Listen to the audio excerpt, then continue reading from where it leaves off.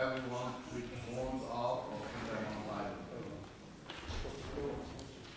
Good evening, everyone. Meeting of the full council in the council chamber and Nelson Town Hall we have today.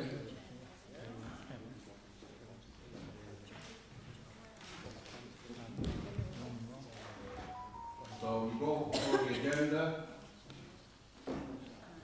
Any apologies? Mr Mayor, apologies from Councillors Kieran Bladry, Councillor Neil Butterworth, Kevin Salter and Tom Ormond.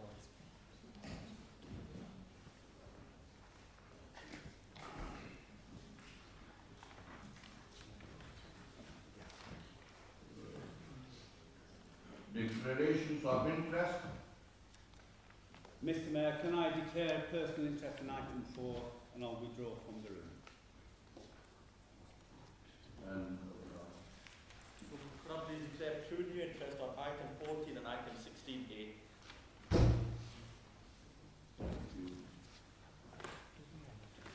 minutes of the council to prove as a true record or otherwise the minutes of the council meeting held on 26 September 2024.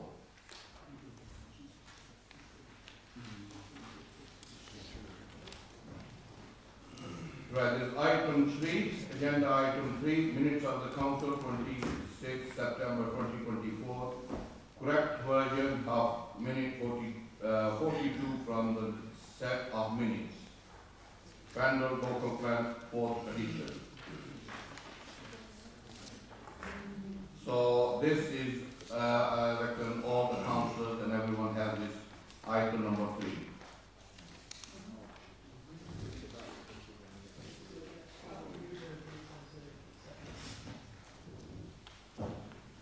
Second as amended, Mr Mayor.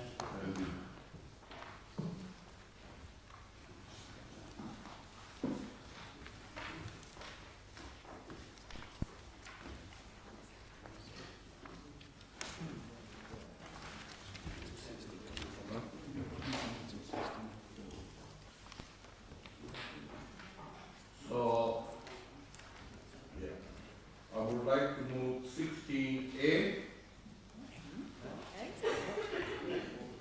Bringing forward notice of motion Taxi Act.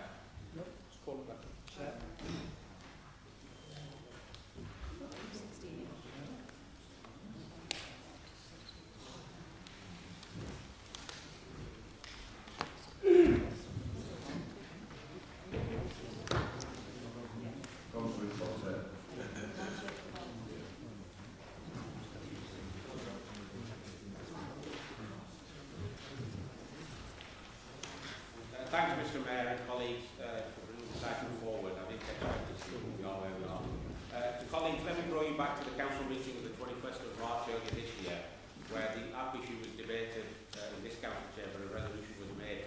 There's about 13 items on that resolution, and the crucial ones are that if, for example, the app is introduced, and I think the live date was February next year, 2025, that if people didn't use it or refused to use it, that those people would go for the taxi licensing committee.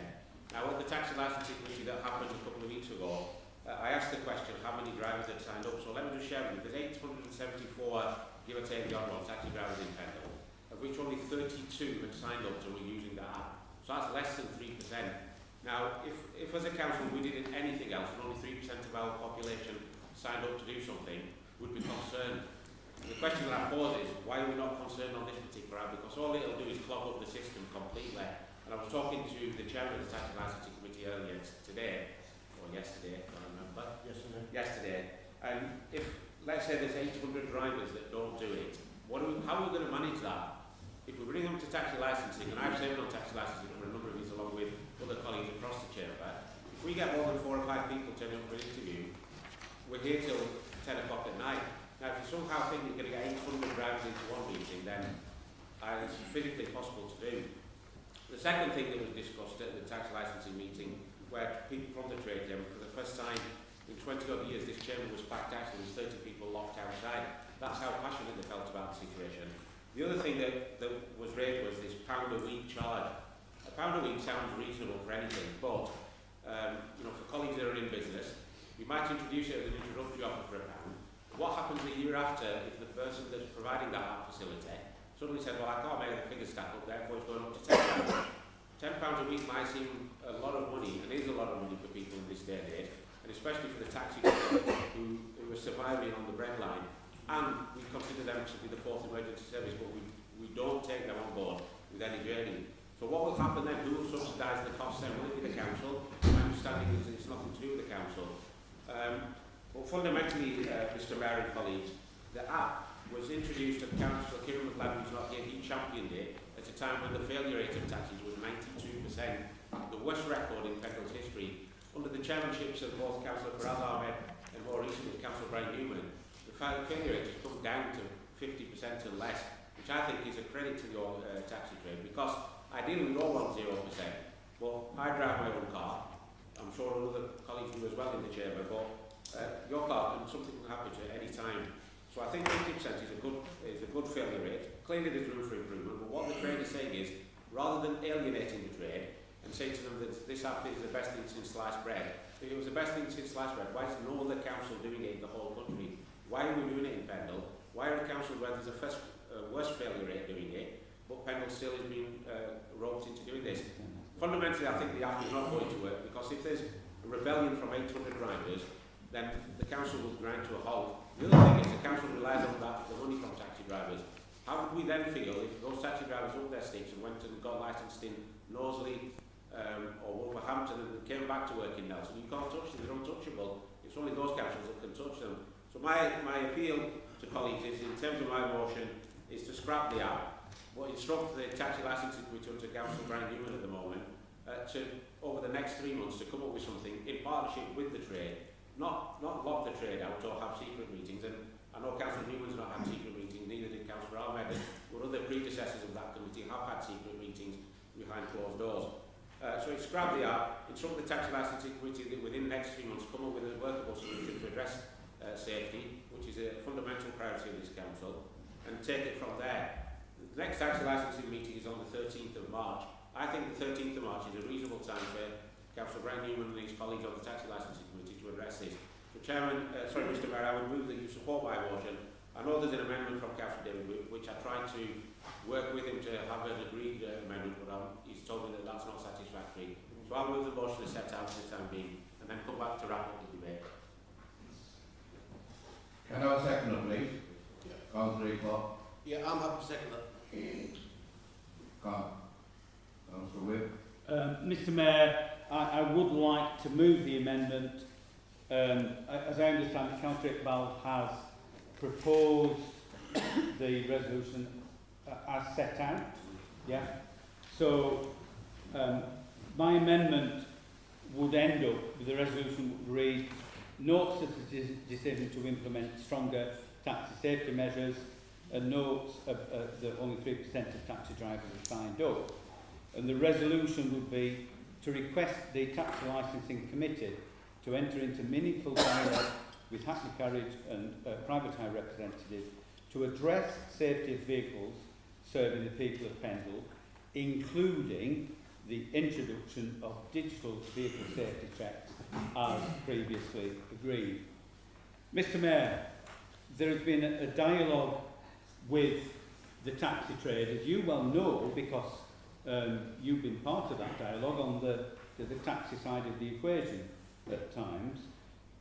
There's been a dialogue with the trade for any number of years, and we have continued to see quite an appalling safety record, both from the spot checks and tests that are carried out.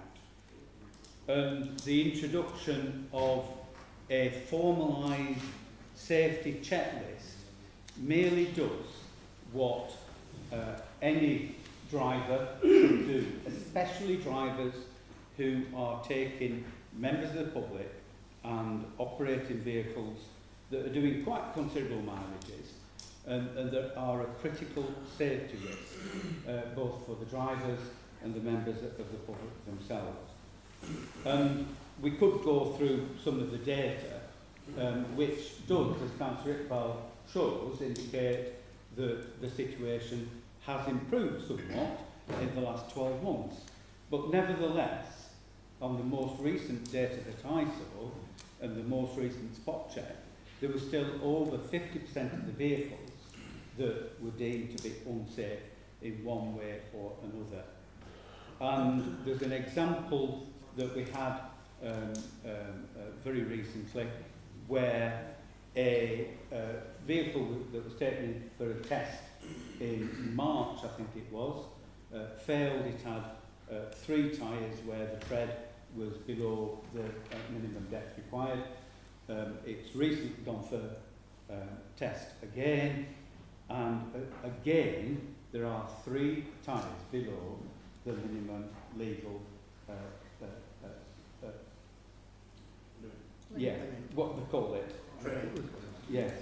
So clearly that driver isn't carrying out those daily checks and putting everyone, all the road users, at risk as a consequence. Now, Councillor Iqbal says, well, there's 800 drivers who haven't signed up for it.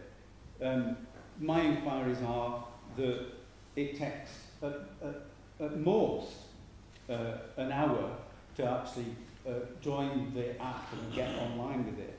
So I don't think that's an argument. Every one of those 800 drivers could register and get the app tomorrow. In terms of cost, it's a cheap form to get, a cheap application, and it could be provided by other people. And if there was an increase in the charges, folk could look to other providers in order to make it sure that it was competitive. So I think in terms of safety, there is an overriding argument to draw the line and to say there must be these safety improvements. We've talked for years with the taxi trade and achieved very little, and it's time this council drew the line and said, look, we're going to do this. Councillor, there's a minute left. And thank you very much. In terms of other authorities, my understanding that Wolverhampton, which I think has the largest numbers of taxi drivers in the country, is looking at introducing a system similar to this. So I don't think that Councillor Iqbal's arguments stack up, and I do think that the safety of everybody that gets in a taxi, including the drivers and including other road users, is paramount. We should reaffirm the decision that we made back in March. We should not give way at this point, and I hope there's a majority in this council chamber tonight that that's exactly what we do. So I move that amendment as set out. Thank you. Councillor Yasser. Can I have a second, please? Thank you, Mr. Mayor. I work for a construction company, and one of the things that is a requirement there is that any plants, any vehicles, any excavators, anything that could cause harm to another person through a malfunction has a daily check. It's just a standard procedure that every operator, every driver does to ensure that their vehicle will not cause harm to any other person, including themselves. Now, I've had a look through the questions on the safety check. It's very brief, it's very simple. It's a simple pass-fail. If it fails, just ensure that you get that resolved, and the next day when you say it passes, then issue gone. Mr. Mayor, I'm not surprised there's only 3% signed up so far. I'll remind the Chamber that there's another 60 days for everyone to get signed up. Now, I don't know if you've ever sort of had a deadline so far in the future, but if you say writing an essay for a university project, this might be something like what you'd expect in terms of completion. It doesn't all happen right at the beginning when you get signed it. It happens really close to the deadline, and you get a final rush of everyone doing it at the last minute. So 3%, I think that's to be expected for such a long time to be offering people to get signed up. Not unreasonable at all. 50% fails on spot checks. I think that number is abysmal, sorry. It should be much, much less. On any given day, a vehicle should be in a serviceable state that is safe for anyone to get in it.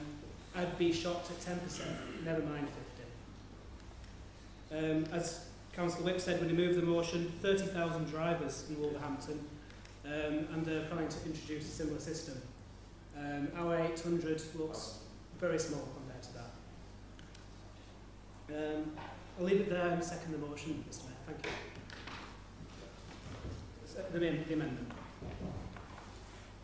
Councillor Yasser.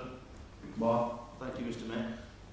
Mr. Mayor, I was going to speak to Councillor Iqbal's motion, and then Councillor Whip and Councillor Tom Whip then seconded their amendment. So perhaps I can just deal with the motion first, and I'm not sure if I reserve the right to come back on the amendment. But the first thing, can I start off where Councillor Whip left off, which is that safety is paramount. And I think that is something that we can probably all agree on. And I think from what I've heard from the trade, that's something that they're not disagreeing with. I think safety is paramount, of course it is. And that has to be at the forefront of our decision making. And I think it has been throughout the years. I've only sat on the taxi licensing committee a few years back, only once or twice. And for people who sat on that committee, it's a very difficult committee to sit on, I think. And for chairs like Councillor Newman and Councillor Faraz Ahmed, hats off to you for the brilliant work you've done. Sadly, the former Conservative chair's not here, otherwise I would have passed on my remarks to him as well. But I think, as I said, so I start off with the safety concern. That is the key paramount issue. For me, I've always been against the app, Mr. Mayor, and I think that there are better options for the council to explore. And whilst I've said safety is a paramount concern, that is number one, but equally I think what we have to consider is the trade and how that affects them, and trying to make a life easy for them to work together with the council so that we can achieve the ultimate goal of safety and making sure that they provide a service, which they do, and it's been referred to a few times now and previously as the fourth emergency service. And that is important. And my dad was a taxi driver, and I've said that when I was a chair. I'm quite proud of the fact that he was a taxi driver. And so I've seen the hard work of taxi drivers and the amount of hard work they put in, and actually how difficult it is for some of them to make a living. In the times of the crisis that we are facing, the financial crisis, taxi drivers, most of them self-employed, is not an easy financial burden for them to absorb. Cost of fuel, cost of buying a car, the cost of replacing. You've seen the state of our roads. We can blame the taxi drivers for this broken suspension or whatever, but we've seen the state of our roads, particularly in Pendle, and it's a serious issue, Mr. Mayor. So I think that if the app was working, or if the app had a reasonable chance of success, then I'd be saying, yeah, let's do this. But the fact that 3%, and Councillor Tom Whip showed us a very professional illustration of the upwards trajectory that we have towards the end of the deadline. But 3%, I think it shows the lack of interest from the trade itself. If this was something that worked for them, of course they would say, look, we've been trying it for X number of months, it's not worked.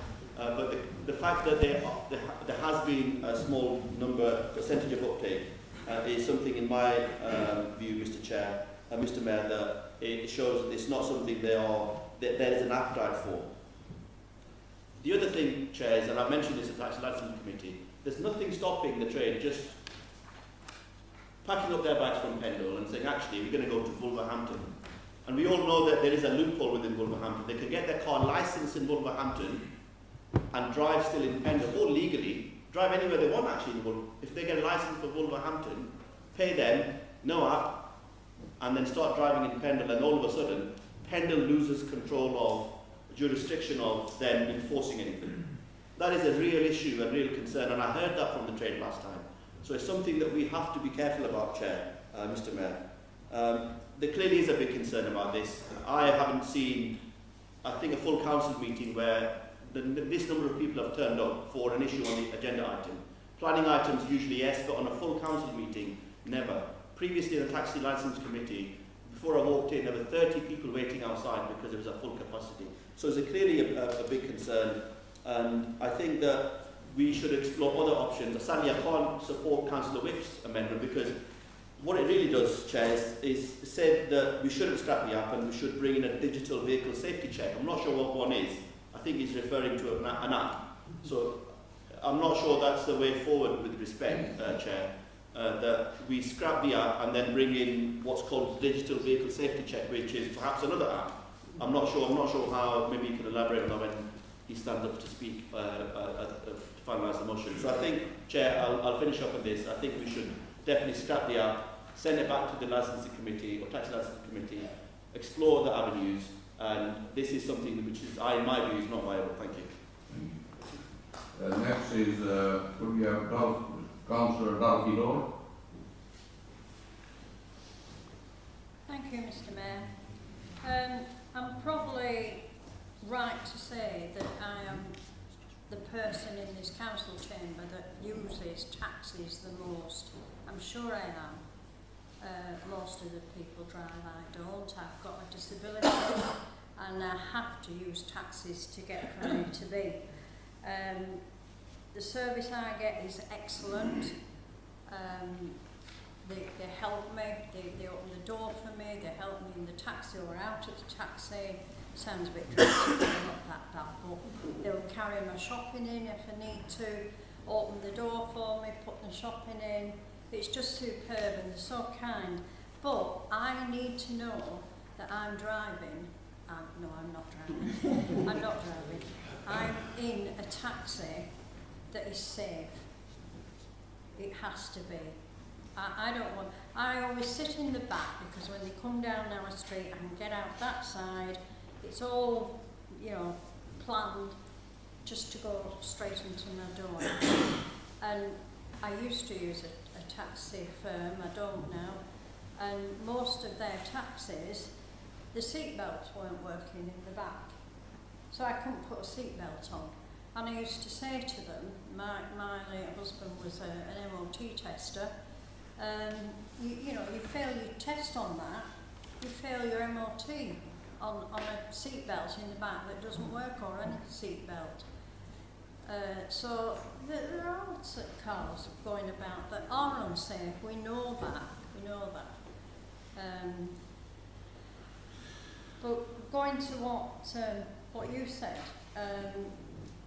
about them earning money, and it's a poorly paid thing. And at the moment, I talked to all the taxi drivers. The one that brought me here tonight gave me a list of jobs he wanted me to do. And he wasn't happy when I tried to charge him. I said, that'll be £10 for that advice. And so I've got to speak to Emma tomorrow and find out who the chairman is in Burnley and one thing and another. I've lost my thread now. You agree with me? Oh yeah. So that does need the safety. As we've all said, is paramount. What I was going to say was, they've got a problem at the moment, according to one taxi driver, where Burnley is clogged up with road closures. And so it's taking them, if they're going from Nelson or Colne, nearly an hour to pick somebody up for £4, and so they're refusing the jobs. They're just refusing them because it's just not worth it to them, so there's that kind of thing. But, I hope whatever we decide tonight will be the right decision. Thank you. Councillor Nadeem Ahmed. Mr. Mayor, we're here again discussing taxi safety here in Pendle. I've been on the council now 20 years as councillors have been serving on this council for longer than I have, and we are here yet again without making some real progress. We find we discuss this issue regularly in council meetings, and unfortunately, so I don't want the trade or people here, individuals, to take offence at what I'm going to say, but this is another issue which in Pendle is used as a political football, which is being used time and time again here in Pendle for political purposes. And I think the issue of safety is paramount. We all accept that. Well, the council have said it. I totally agree with what they're saying. I'm going to speak to the original motion which has been proposed firstly. It says, Council notes the decision of the meeting on the 21st of March to force through the introduction of the Taxi Act. I don't think the use of the word forcing through is appropriate for a decision made by the council. We might not like it, we can say we disagree with it, that's fine, no problem there. But I think don't agree with the wording there, which is one of the reasons why I won't be supporting the motion. Secondly, in terms of the number of taxi drivers who are using the app, only 3%. And all the figures, I've checked this, the figures were higher. That was the initial trial period, I think went up to almost 25%. I think the initial trial period has ended with the free 30-day period, so then that figure's come down again. And there's been mentioned with Councillor Tom Whip, there is still time for drivers to sign up to that should they wish to do so. Thirdly, in terms of the council notes the lack of partnership working with the taxi trade, which has led to the breakdown in trust of the council. I think the question is, who's running the council? It's you guys who are running the council, it's your motion. So basically you're saying we, the administration, are not working in partnership with the trade, and we basically let you down, and there's a lack of trust between the trade and the administration. That's basically what they're saying. And then it says, goes on to say to scrap the app with immediate effect, etc.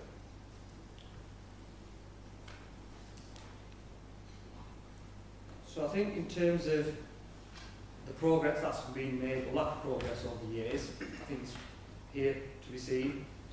We haven't really made progress in terms of safety. But I don't want to stand here and the trade will think I'm speaking against the trade. I'm not.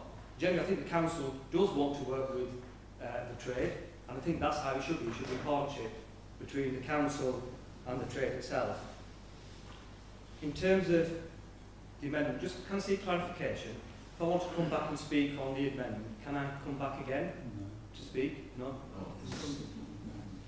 No, that's it, okay. Right. So in terms of the amendment, it's basically saying, if I can find it, yes, this one here. So it's made some changes to the original motion, made some deletions, and then it's basically saying it goes back to the Taxi Licensing Committee to enter into meaningful dialogue with the Hackney and Private Hire representatives to address safety vehicles serving people of Pendle, which is fine, including the introduction of digital vehicle safety checks as previously agreed by this council. I'm not going to support that motion, that amendment either. I'd like to move a further amendment, if I may, Mr. Mayor. Sorry? Okay, yeah, so I want to move an amendment, so if you bring me in first, please. Could we have next is Councillor Richard O'Connor? Thank you, Mayor. Well, I've got experience on both sides of this. One is that I used to be a taxi driver for 23 years, and for the Bradford area. Now, we didn't have checks, we just had an MOT and a taxi test. And your driver had to just check his vehicle as and when. And if there were an issue, get it fixed. And I find that as a councillor in Pendle, that, sorry, I'm going again. I'm also a truck driver, whereas every day I get in my vehicle, I have to do a checklist, which takes 15 minutes, and that is allowed for through work.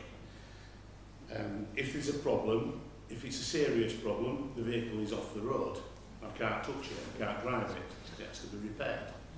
So that's my two experiences. Now, the taxi trade, when it comes down to this new app that they brought in, I got a taxi on Thursday evening of last week, and the two drivers, the one that took me and the one that brought me back, both of them were using the app, and they all said that it's brilliant, it's good.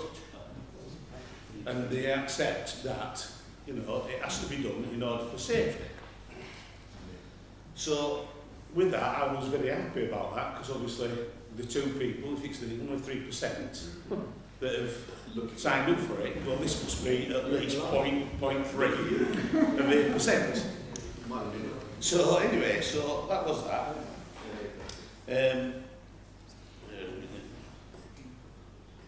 So yeah, so they were happy with that. Now, the app, if you, I presume, I don't know the making up of the app, but if you find a fault with your vehicle, is the car off the road, or do you have a certain time limit to have it repaired? Yeah, exactly. Yeah. Is it, anybody got the app? Do they all, anyone there? 3%. We're not the 3%. Oh, right. You asked for So therefore, if a vehicle, if the driver say finds that you've got a bald tyre, well, he puts it on the app and it says, right, okay, he's noted it, and he goes and has it repaired. He's not taken off the road by the council, is he? His work is still commencing. He can still do his work because he's had his vehicle repaired. Whereas if he's been stopped by the enforcement officer, his vehicle will be taken off the road until it's been repaired. So, in my eyes, that respect, I think that the app is good. That it doesn't take the driver off the road, so he don't lose any money. And also, going back to saying that we've got, the Penal Council have got a 50% failure rate. Well, going back to the trucks, if there were 50% of the trucks on the road that had failed, there'd be no goods in the supermarket. There'd be nothing. There'd be no fuel delivered to fuel stations. So, as a 50%, you say it's a better increase in safety, I find that the amount is really a bit poor. It should be below that. So, that's all I can say on the subject. That I think we should keep the app and let all the drivers into it, get in, get it learned, and get using it. Thank you very much, Mr. Mayor. Next is Mr. Stone. Well, thank you, Mr. Mayor. A very interesting discussion this evening, and it's great to see engagement from taxi trade. It seems to me that sometimes there's no great advantage in being a first mover. I am not convinced, listening to this discussion about the app, because we have very little experience of it. Other councils also have very little experience of it. So I'm taken, however, by the discussion about safety, and Councillor Yasser rightly talked about safety and the need to engage. And we see here tonight that we have opportunities to engage with the trade, and that's something that we should continue doing more perhaps than we have. Where we have a minimal take-up of an app where we're almost the first user, I find it less convincing an argument for that simple reason. The practicalities maybe have not been ironed out, maybe issues have not been thought through, and there's usually an opportunity to learn from prior implementers that we don't have at the moment. And without the engagement with the trade we are really going to struggle in my view. And I also wanted to pick up on Councillor Whip's amendment because Councillor Yasser rightly pointed out the introduction of digital vehicle safety checks. What is a digital vehicle safety check if it isn't an app? It is an app. That's what It is exactly an app. It is an app. Yes, it's staying with the app. I don't quite understand the point of the amendment. Somewhat confusing. However, thank you, Mr. Mayor. Just to let everyone know, my background, I'm a motor MOT tester, and I've been in the trade. None of these taxi drivers were born, some of them, and being for a long time in this trade, and I've been backing the trade people. You don't need an app, you don't need anything, just go around the car, and if there's something you find failure, repair it before you go on the road. Then I was backing them that at driving school, we have a checklist before we drive, do a check, take 5 minutes, then drive. Now this is why they're here, and this is where app is coming, enforcing how do you get the trade to check their car before safety of the public comes first. So this is why we're here with the app and everything. So I leave it to the councils, whatever the decision they decide. So could I have Councillor Zafar Ali, please? Thank you, Mr. Mayor. I think you kind of hit the note that I wanted to hit with some of the remarks I wanted to make. I think we need to understand here that the taxi trade is, of course, the backbone of the local economy. And we have to fully appreciate that from everyone's discussions that we've had in here in this chamber, Mr. Mayor, clearly more needs to be done. And clearly this app isn't the answer, because if it was, then Councillor Iqbal's summary of some of the figures, which I found really astonishing, that less than 3% people signed up, yet the drop in failure rate clearly wasn't connected with the app. So I think that's pretty obvious. We're all sensible representatives of our respective wards here, and as ever, Councillor Stone led with quite a balanced approach, and I think he probably agrees with Councillor Iqbal that clearly more needs to be done with further dialogue with the trade and this council. I know Councillor Ahmed referred to it being a political football, but if it was anybody trying to play a political football, it certainly appeared to be him in this chamber today with some of the remarks he made. I think overall the angle and the direction of this council certainly needs to support Councillor Iqbal's motion. It's a balanced motion. I think it spells out the issue with the current climate with the trade, and of course safety being paramount. The app isn't the answer. So scrap the app.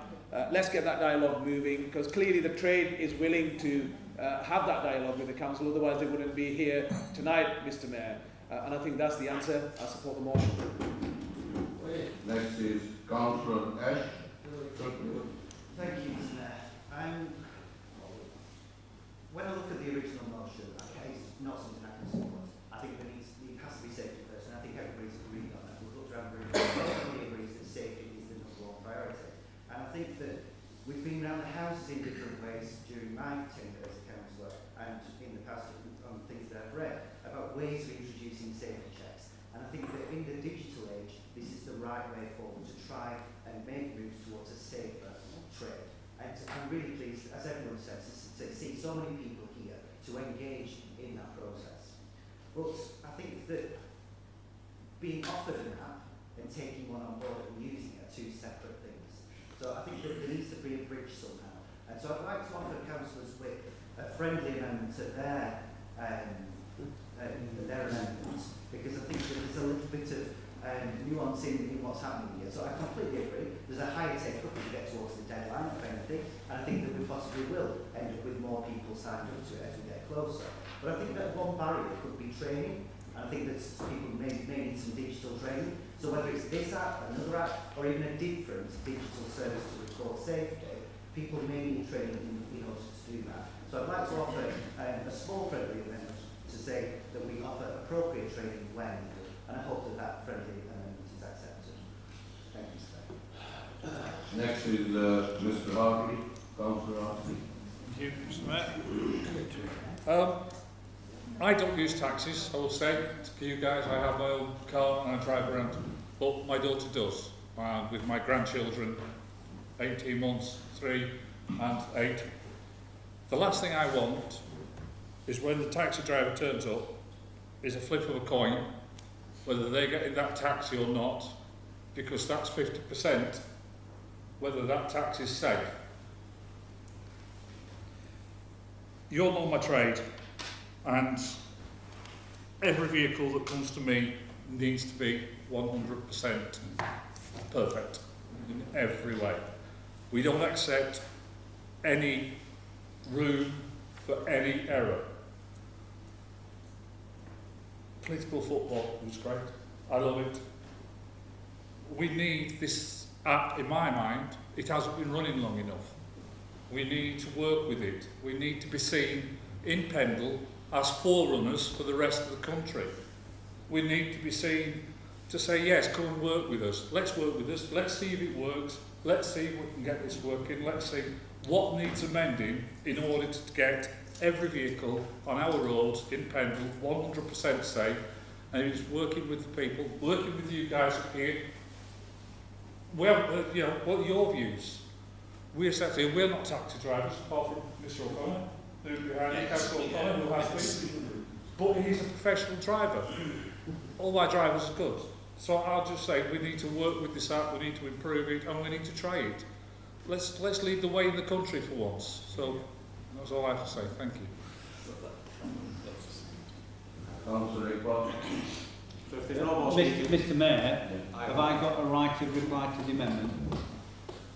well, if Councillor Lip's got a right to reply to the amendment, I don't think he has. I'll give way to him first, because I can then wrap up the debate on first. Yeah. Which you first. Yeah. Councillor Witt. Mr. Mayor, just so it's not missed, I did reserve the right to refer the amendment once that's been discussed. Yeah. Okay, yeah, that's fine. Yes, Mr. Thank you, Mr. Mayor. I'm not quite clear where I can accept Councillor Sutcliffe's friendly amendment, but I'm more than willing to do so. So I would incorporate within the amendment the addition of that appropriate training is offered to drivers. Just responding to, well, Councillor Ahmed said, well, who's running the council? Well, clearly there's a disagreement between the two parts of the shared administration here. But, and I don't want to upset anybody, but I think it was when Councillor McGladry, one of the Conservative members, was chairing the Taxi Licensing Committee, that he did get everybody's backs up. And I think that rather than taking us forward, set us back. And I think that we're now reaping some of the downside of that approach. And I do hope that the council can work with the trade. I know I have had some very helpful meetings with representatives of the taxi trade in the last week or so, and they've got some good arguments, and I think, you know, there are some tweaks that may be necessary. But I think the bottom line, Mr. Mayor, is that this council needs to stand its ground. For too many times, the council has given way, said, oh, we'll have further negotiations, further discussions, get improvements. And year after year after year, it hasn't happened. So the use of the words digital vehicle safety checks, the app, the digital device, it replaces paper. The reality is, on the evidence of the number of failures that we see with the spot checks at MOT tests, is that those safety checks are not being done on a routine and regular basis. And this app, the digital device, is a way of checking that they are. So we can actually ensure that the checks are being done. Councillor Stone said he wasn't convinced about the app. Well, I think, you know, they get developed and they evolve. It is very simple. I can show it on my phone. And, you know, it's, I think Councillor Whip, Tom Whip said, it's just a yes or a no, and there is not a lot of narrative, but there isn't any narrative really that you need to put into it. Mr Mayor, you said yourself, how do you get the trade to check the cars? Well, I think this is it. You have this app that, you know, you go around the car, and if you don't take long enough doing the checks, you know, if you just try and game the system, you just go tap, tap, tap, tap, tap, you do it too quickly, and the system knows that you're trying to game the system. Councillor Hartley, you said what needs amending. Well, it might be that nothing needs amending, but I think part and parcel of this meaningful dialogue is that if there are amendments, we can introduce those. Councillor Holly said the app is not the answer. Clearly the trade is willing to take on board the safety messages. Well, clearly, with the record of failures, spot checks that are failed, MOT tests that are failed, and that record spanning several years, I'm afraid the trade hasn't been willing, and I do hope that they are willing in the future. But I think as a council we need to say, willing or not, we are going to improve taxi safety, and this is where we start. This vote is where we start, and it's absolutely critical that we keep the safety system in place and we improve taxi safety. Councillor Iqbal. Thank you very much, Mr Mayor. Just to help Councillor Whitby in terms of accepting the friendly amendment from Councillor Sutcliffe, the 21st of March meeting actually point and break said the training will be given on how to use the app. So the council will have their own training sessions. I mean, they're not given on the department, but attendance at those training sessions has been abysmal. It's almost akin from sometimes when councils have to attend sessions and there's only the odd few that turn up. But Mr Mayor, the fundamental point here is not about taxi safety for 18 to 74 drivers. There are a few bad apples in the taxi trade, and I know who they are, you know who they are, and the taxi trade know who they are, but the vast majority of the trade are being penalised for the actions of a few, and that is surely not fair. It's like earlier on we've got an item on the agenda about Councillor Whip and the finding of the standards board. That doesn't make Councillor Whip a bad person, but if persistently one person was disrupting meetings and doing X, Y and Z, would that tarnish the other 32 of us together? It wouldn't. We'd say that was unfair. The taxi trade are here tonight, they were here at the Taxi Licensing Committee, packed out to the rafters, and as a council I believe that if we support the amendment moved by Councillor Whip, basically the amendment in a crux is saying the app stays, we still talk to the taxi trade. My question to Councillors Whip and anybody else that wants to support the amendment is that if the app stays and the taxi trade say we don't want to talk to you, what are you going to do then? Yeah. So my motion, there is still something I accept that the words to force through maybe have been a bit excessive, so I'm happy to delete those words. But I would urge colleagues to vote against the amendment, and then we've got another amendment from Councillor Ahmed I'll be interested to hear from.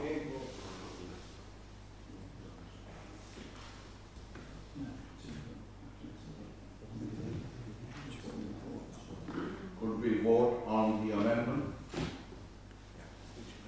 Who's in favour?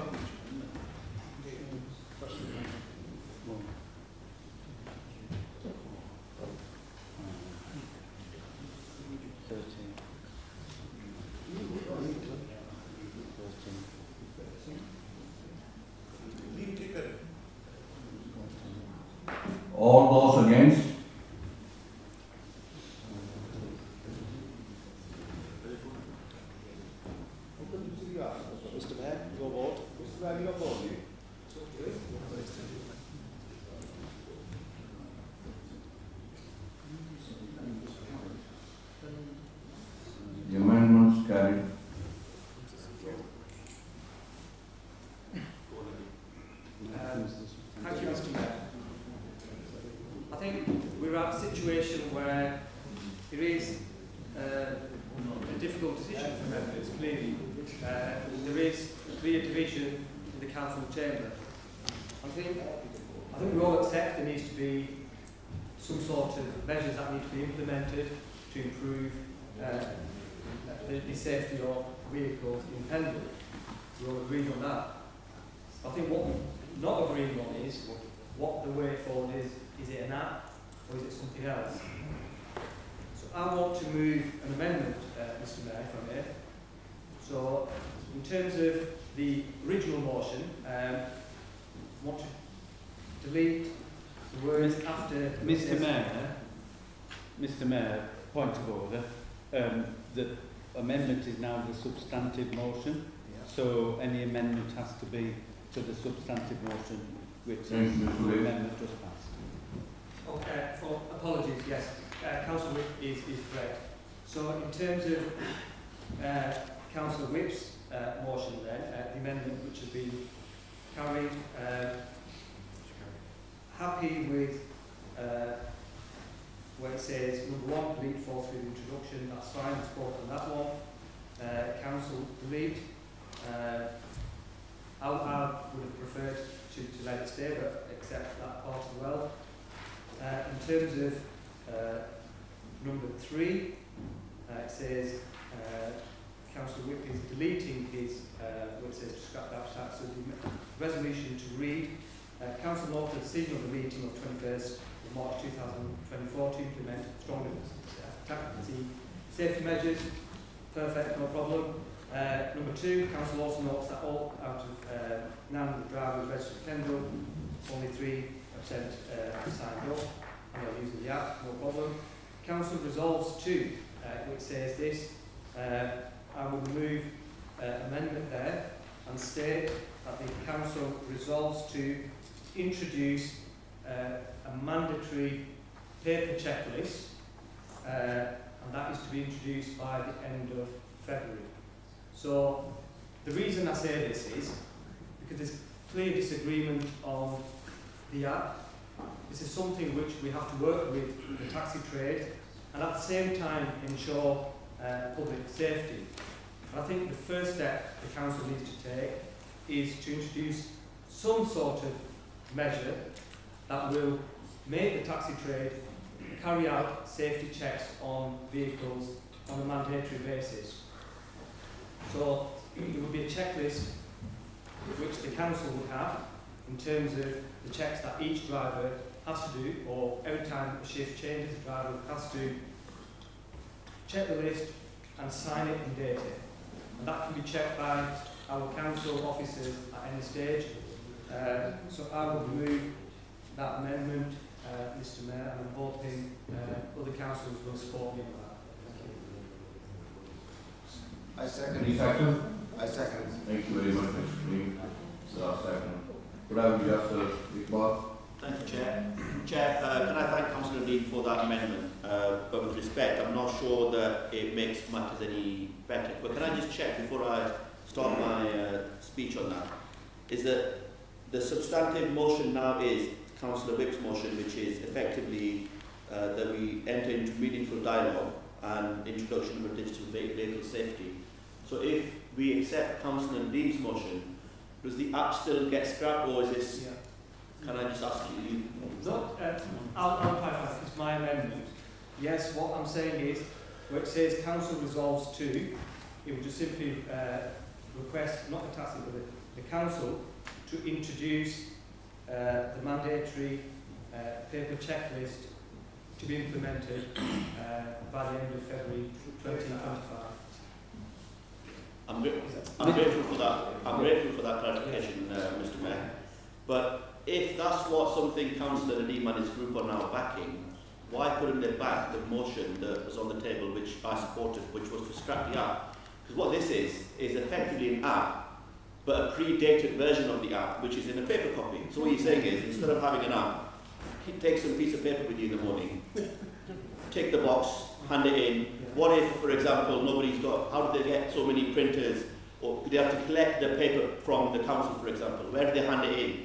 How often do they have to hand it in? Do they have to keep it with them all the time? If they get stopped, what's going to happen then? So this is, in my view, Chair, an app, effectively an app, but an older version of the app. This is not a digital version. It's effectively a paper version of an app. So if this is something well, I think the Councillor agrees with me. Yeah. So if this is what something that the party opposite are now supporting, they should have supported the motion which was on the table, because how, and I've not heard anything from Councillor Ahmed, and maybe someone else stands and clarifies the point. What is the benefit of the motion that's now being proposed? So I think, Chair, we are effectively at the same position, but with a pre-dated version of an app. Let's, for example, forget we've got smartphones. Yeah, it's a non-digital version of an app. So I'm not sure that it really makes matters any better with respect. I think that what should have happened was, now I appreciate now it's been voted against, sadly, because it seems now that some members, and I appreciate Councillor Stone's comments earlier, and I've agreed with Councillor Stone, as members know on previous occasions, and many occasions actually, and I again agree with him on this point. And he makes a very valid point actually, that we have the trade, the issue was engagement. It seems that the trade, for reasons which we may like or dislike, for now they actually now want to engage. This was our opportunity as councillors to say, right, we've got your interest, let's sit around the table and let's work out an option which suits everybody. As a council, we are concerned about safety. You take the box of safety, then we'll work with you to make sure that we have a system which benefits you, which benefits in turn the council, and in turn the people of Pendle. And what this council is now proposing, Chair, I think is something which, and I hope I'm wrong about this, which I think we turn quite literally, we are going backwards. For the reasons I've just mentioned, not in terms of the technologies that's now being suggested, but just generally, we should be working with the trade. And I think this is a dangerous position that we are now in. So I can't support the amendment which is now being suggested. And I think that it should have been, as I say, the original motion which Councillor Iqbal suggested, but I simply can't support it for the reasons I've suggested, Chair. Thank you. Mr. Whip. Mr. Mayor, standing order. Our standing orders say that a proposal that has been negated shall not be revised, resumed, whatever, resurrected within 6 months. So the amendment has defeated the proposal to scrap the app. Councillor Ahmed's amendment seeks to negate the amendment, so I think it's out of order, and I think you need to seek advice. In other words, it goes back to the original proposal. Mr. Mayor, please can we have a ruling? I think the amendment is out of order. Yeah. Oh, thank you. It's discussion. It negates the scrap the act has been negated.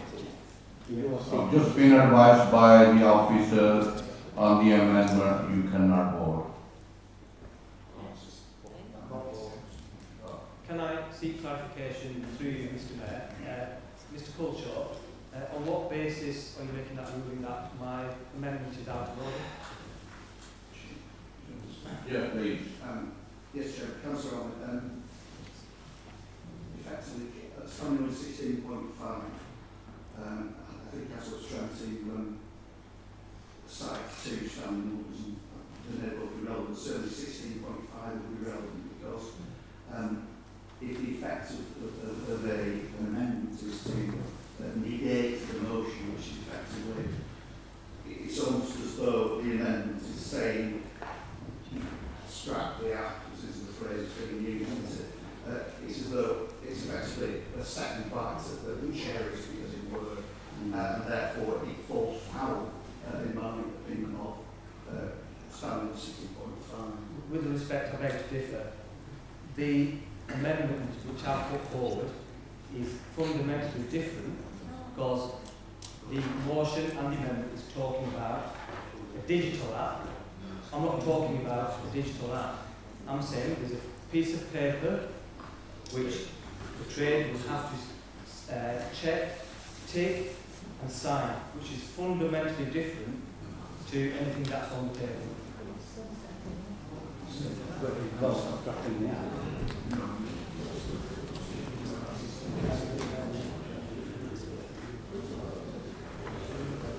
Mr. Culture, I'm sorry to say this, but it's not, I know it's the mayor's decision, but it's fundamentally different. We've had numerous motions which have been changed at this council. There's been amendment after amendment, and here we are, because Council Whip says so, we agree that Council Whip said so, that is the ruling. That's what he says. It's fundamentally different to what anything that else is on the table.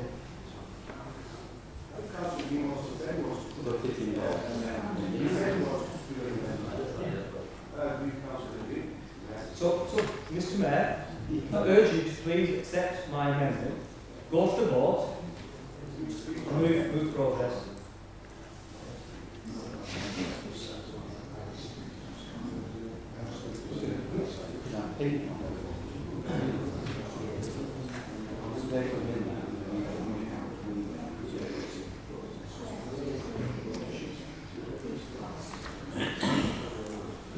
Please ask.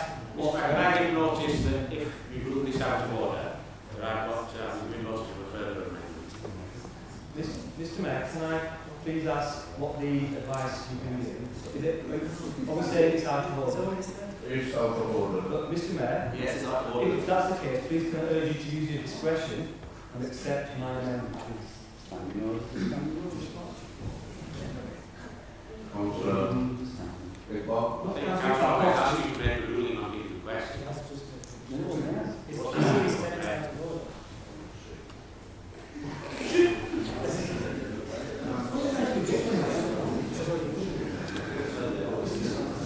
My amendment is totally different to what they're saying. Right, I'll overrule and I'll accept Councillor Nadine's motion.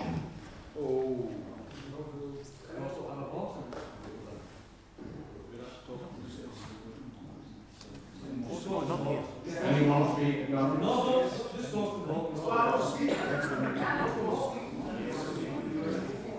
Councillor Iqbal. Yes, thank you, Mr. Mayor. I would want to get the amendment. Whilst Councillor Ahmed needs to be commended for he's moving an amendment, the fact is that using a non-digital app, i.e. use of paper, is simply going to clog the system up because, I would ask Councillor Ahmed that tomorrow morning it's 5, 6 o'clock when some of the taxi drivers start. It's pitch black, the street lights are off thanks to the Tory County Council. But who's going to be the check on this paper? If you've got wonderful weather like we are, it's really a non-starter. And where do those papers go? The papers come to the council, but let's assume 874 drivers driving from, say, 400 vehicles on the road. If 400 pieces of paper came into the tax licensing department, it collapsed within a day or somewhere. And a piece of paper is a piece of paper. So whilst I applaud him for something, it's about 20 years too late in terms of the paper. So I would urge people to vote against that. Then, like I said, I would notice for further amendment. Councillor Richard O'Connor. Thank you. About on the paperwork with the taxi, changing it to paper. As a truck driver, I have to wait, our company has to keep the papers for 3 years. And the government can come in at any time and check them. So, would the driver or would the council be keeping the records? That's what I'm asking. No, it's just, and to me, I think it is going a bit back. So, what would that be? Would we have to employ 3 more officers? Yeah, but to check it, it's a case of, to me, it's going backwards, the paper check. but Could we have quiet, please? I'll just leave it at that, because I'm just... Councillor Nadeem Ahmed. Good, man. Speakers here as well. Yeah, Councillor Whip. Responding to the amendment, Mr Mayor, the virtue of the digital device is that it informs the licensing office if there is a fault, and it can be monitored as to whether people are doing those checks or not. To introduce a paper-based system, as has been pointed out, is just unworkable. And Mr Mayor would be more open to abuse than the app or the digital device. So I do urge councillors not to support this, and let's have a bit of sense. Councillor Ash Sutcliffe. Mr Mayor, I was responding to the debate. There's other speakers here.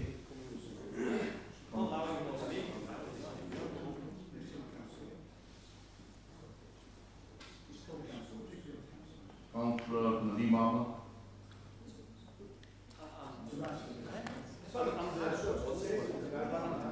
I'm speaking on my... Mr Mayor, point of order. Councillor Ahmed has the last word, because we've got speakers from this side who to speak. Councillor Ahmed will wrap up the amendment. Councillor Ash Sutcliffe. Thank you, Mr. Mayor. I'm going to disappoint my colleague twice this evening because I'm afraid I can't support this amendment. I think the amendment that became a substantive motion is the right way to go. I think the app is the right way to go. And I'm really disappointed in the independent group and the true independents as well on the other side of the room, because if you're against the app for safety checks and you're against paper for safety checks, you are as well. Are you not just against safety checks altogether? What a waste of time. Political football then. Councillor Ashford. Thank you very much, Mr Mayor. I'm just going to say a couple of things on the Councillor Nadeem Ahmed amendment. Obviously, when he had his say before on the amendment, on Councillor Iqbal's amendment, he talked about political point scoring. I think this is a prime example of political point scoring, and also trying to fool all them taxi drivers saying, well, we didn't vote for the app, we made it easier by voting for it, getting your paper copy. That is just as, if not worse, than the actual digital app. So I will be voting against political point scoring by Councillor Nadeem Ahmed. Councillor Nadeem Ahmed, last person to speak now. Just make sure that no one else. Yes, no one else is going to put their hand up. Right. People are saying this is going to be unworkable. I think we have to start somewhere. That's the point I'm trying to make. People don't want the app. Some people want the app. This is the middle ground. Starts off with this. Let's see how we get on. Try it for a couple of years. And then it's always open to the Taxi Licensing Committee to have further discussions. And if they want to decide and implement other things, that's up to the Taxi Licensing Committee to bring it back to the full council. But I think we have to start somewhere. And I think it's right that we have a balanced approach. And I have to say this, I think the taxi drivers, they have to play a part in this as well, because we can't simply say we can't have anything. That's the point I'm trying to make, because that's the point being made by the independents, saying we are not having absolute anything. We don't want the app, we don't want the paper checklist. Have nothing, absolutely nothing. That's exactly what you say. It's clear, it's not rubbish, it's evidence by what you've said in your motion and what you've said tonight. Thank you. Thank you, Councillor. Just stay on the agenda. Look, they're shouting out, I'm speaking, shouting, tell them to be quiet. Thank you. I haven't said anything. Please quiet down. You know more than anything, sir. Yes. So the point I'm trying to make is we need to start somewhere. This is not about Councillor Ashraf is saying this is political football. This is not political football. They've started it. This political point scoring. What we're trying to say is the most fundamental issue is public safety. We need to move forward. We need to make some progress. There has to be some give and take. All I'm trying to do is try and meet the trade in the middle and say, look, come on, let's make a start with a paper application, with a checklist, and that will be of some, I believe, I genuinely believe this, if we do it properly, and all these questions around the practicalities of it, the questions being asked about who's going to look after these checklists, it's the drivers going to look after, it's their responsibility. Our council officers could ask any driver at any point and say, look, we need to see a checklist for the 3rd week in March. It will be up to the taxi driver individually, it will be their responsibility to keep a folder, fill it in and keep a record. That's the point I'm making. Thank you, Councillor Nadeem. Can we go for the vote now? All those in favour of Councillor Nadeem's motion?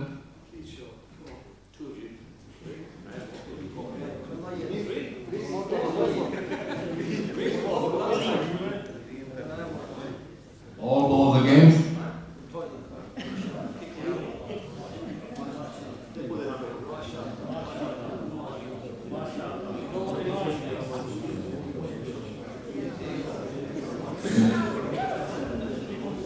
The motion is lost.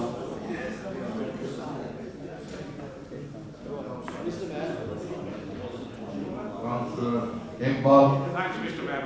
My further amendment to the substantive motion is, and I'll read it through, the resolution is set out on Councillor Whip's original amendment, now substantive motion. I agree with the Council notes the decision of the meeting on the 21st of March to implement stronger taxi safety measures. I agree with number 2 about only 3% of drivers signing up and using the app. But in terms of the resolution, Chairman, Mr. Mayor, that it should now read, requests the Tax Licensing Committee to enter into meaningful dialogue with acting private hire representatives to address the safety of vehicles serving the people of Pendle, and deletes the words after that. And point 2 in terms of the resolution is the implementation of any app or substitute is suspended until the outcome of the meaningful dialogue with the trade. The reason for that, Mr. Mayor, is that yet again we are sat here being judgmental. They haven't got a voice tonight, and nobody has asked for their voice, and you can't ask for their voice according to the council rules. But if the substantive motion is now prepared to accept meaningful dialogue, then if we're saying on the one hand we'll accept meaningful dialogue, but by the way the starting points are the apps in place, that is wrong. That's not a level playing field, and I would urge if Councillor Witt wants to accept mine as a friendly amendment, I'm sure I'll take that into consideration. But you cannot introduce something if you're going into proper dialogue. You can't say to somebody, look, we'll do X, Y and Z, but by the way, I've already decided to do X before we even get to the table. So I would urge colleagues to support my amendment in terms of entering into meaningful dialogue. Meaningful dialogue needs to be serious, grown-up talk. The taxi trade will understand that. I mean, if we allowed them, they could have a conversation with us tonight, but the council rules won't allow that. But so enter into the meaningful dialogue, but until such time that meaningful dialogue is finished, or come up with a counter proposal, there's no introduction of any app or any outdated app. I mean, Councillor Ahmed's amendment has fallen anyway, and I think that's the sensible way forward. I would urge the council to support that as a further amendment. Councillor Witt. Mr. Mayor, I'm going to raise standing orders again. I think this is out of order. It seeks to reinstate the position where the app is not accepted, whereas the amendment that has been passed and is now the substantive motion explicitly states that the app will be introduced. I do believe it. It's not me that's saying this, it's our standing orders that is saying this. Councillor, you asked Sorry, Mr. Mayor, I haven't finished. So, if, for example, Mr. Mayor, if it's out of order, it's out of order. This further amendment, Mr. Mayor, makes no mention of scrapping the app at all. All it's doing is suspending the resolution. So I would urge Councillor Mr. Culshaw to not rule it out of order. Can we have a ruling like you did on mine, please, Mr. Point of order, Chair. If there is going to be a ruling, I think it's only fair you be consistent with the ruling you've given previously to Councillor Ahmed. There still has to be advice, There still has to be, I think that advice has probably been sought, so I think if there is going to be a ruling. So I'm not sure if you want me to second the motion now, or I'm not sure how you...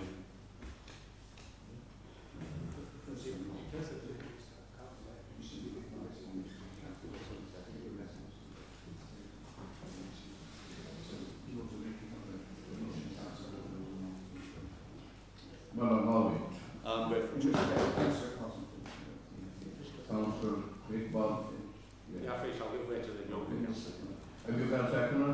Yeah, Chair, sorry Mr. Mayor, I stood to the point of motion. Whilst I'm on my feet, I'm happy to second Councillor Iqbal's motion.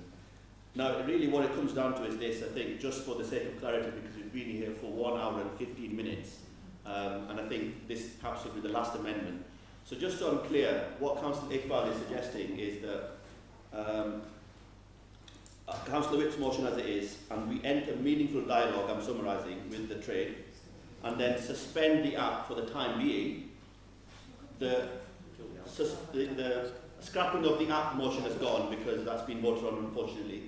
So at the moment, the suggestion on the table is that we suspend it temporarily until we find out some meaningful dialogue. Is that the position? Yeah. Councillor Iqbal nods, and I think Councillor Whip is also nodding. So I think that is perhaps a middle ground that we can find amongst members this evening. I'm hoping Councillor Whip will second that, but I'm not sure he will. But let me try and persuade him, Chair. Let's look at the practicalities, and let's look at why we should perhaps suspend the app. We talked about practicalities, and I think one of the speakers said, well, it's up to the taxi drivers. I'm not sure if it was Councillor Whip himself or Councillor Ahmed. I'm not sure which one he said. Which one said that thing. Now, that's unfair, I think, to say, well, look, here's the app, you guys work out the practicalities. Let me give you a practicality, a real-life practicality which I can envisage. So you have the app, taxi driver wakes up at 6 o'clock in the morning, 5 o'clock, whatever, looks at the app and says, actually, one of my light bulbs is switched off, or at night time. He then goes, so he reports that on the app. As it happens, the vehicle is suspended. He then goes and replaces the light bulb within a few hours. The app is now, the lights are now working. He has to now wait for, he is at the mercy of the council officers. It might be Friday evening. He's now lost 2 nights, potentially 3 nights worth of work. And I come back on the, be shaking your head, but how, once he's reported it, that's one of the practicalities you have to consider. How long will it take for them to then say, actually, your suspension is now lifted, or now you can carry on working? And I think there has to be something that this is why a suspension will be beneficial for the committee to consider, look at all these practicalities, because, as I said before, these aren't people who have deep pockets. They are, in my view, one of the most hard-working people, but equally on the lower threshold of income. And anyone that has been there, and I'm proud of my working class background, we've been there. And it's a tough position to be in for taxi drivers, where they are literally living week to week, paycheck to paycheck.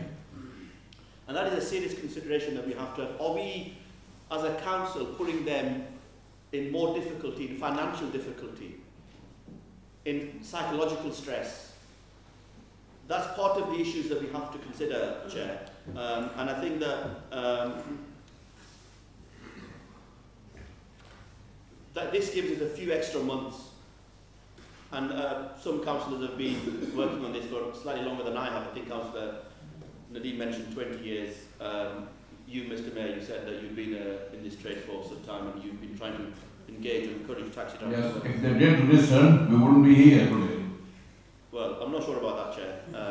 I think they are listening, with respect, and I think that this shows that they are listening. And I think that we shouldn't say flippantly, I say this with all due respect to everyone here, that look, well, they haven't worked with us now, we don't care. Thank you, Yasser Iqbal, time's up. No, it's not 1 minute. 1 minute, Chair. I don't think we should say that actually because of what we think, you've been 20 years, you've been working with us, here you are, we're not going to listen to you.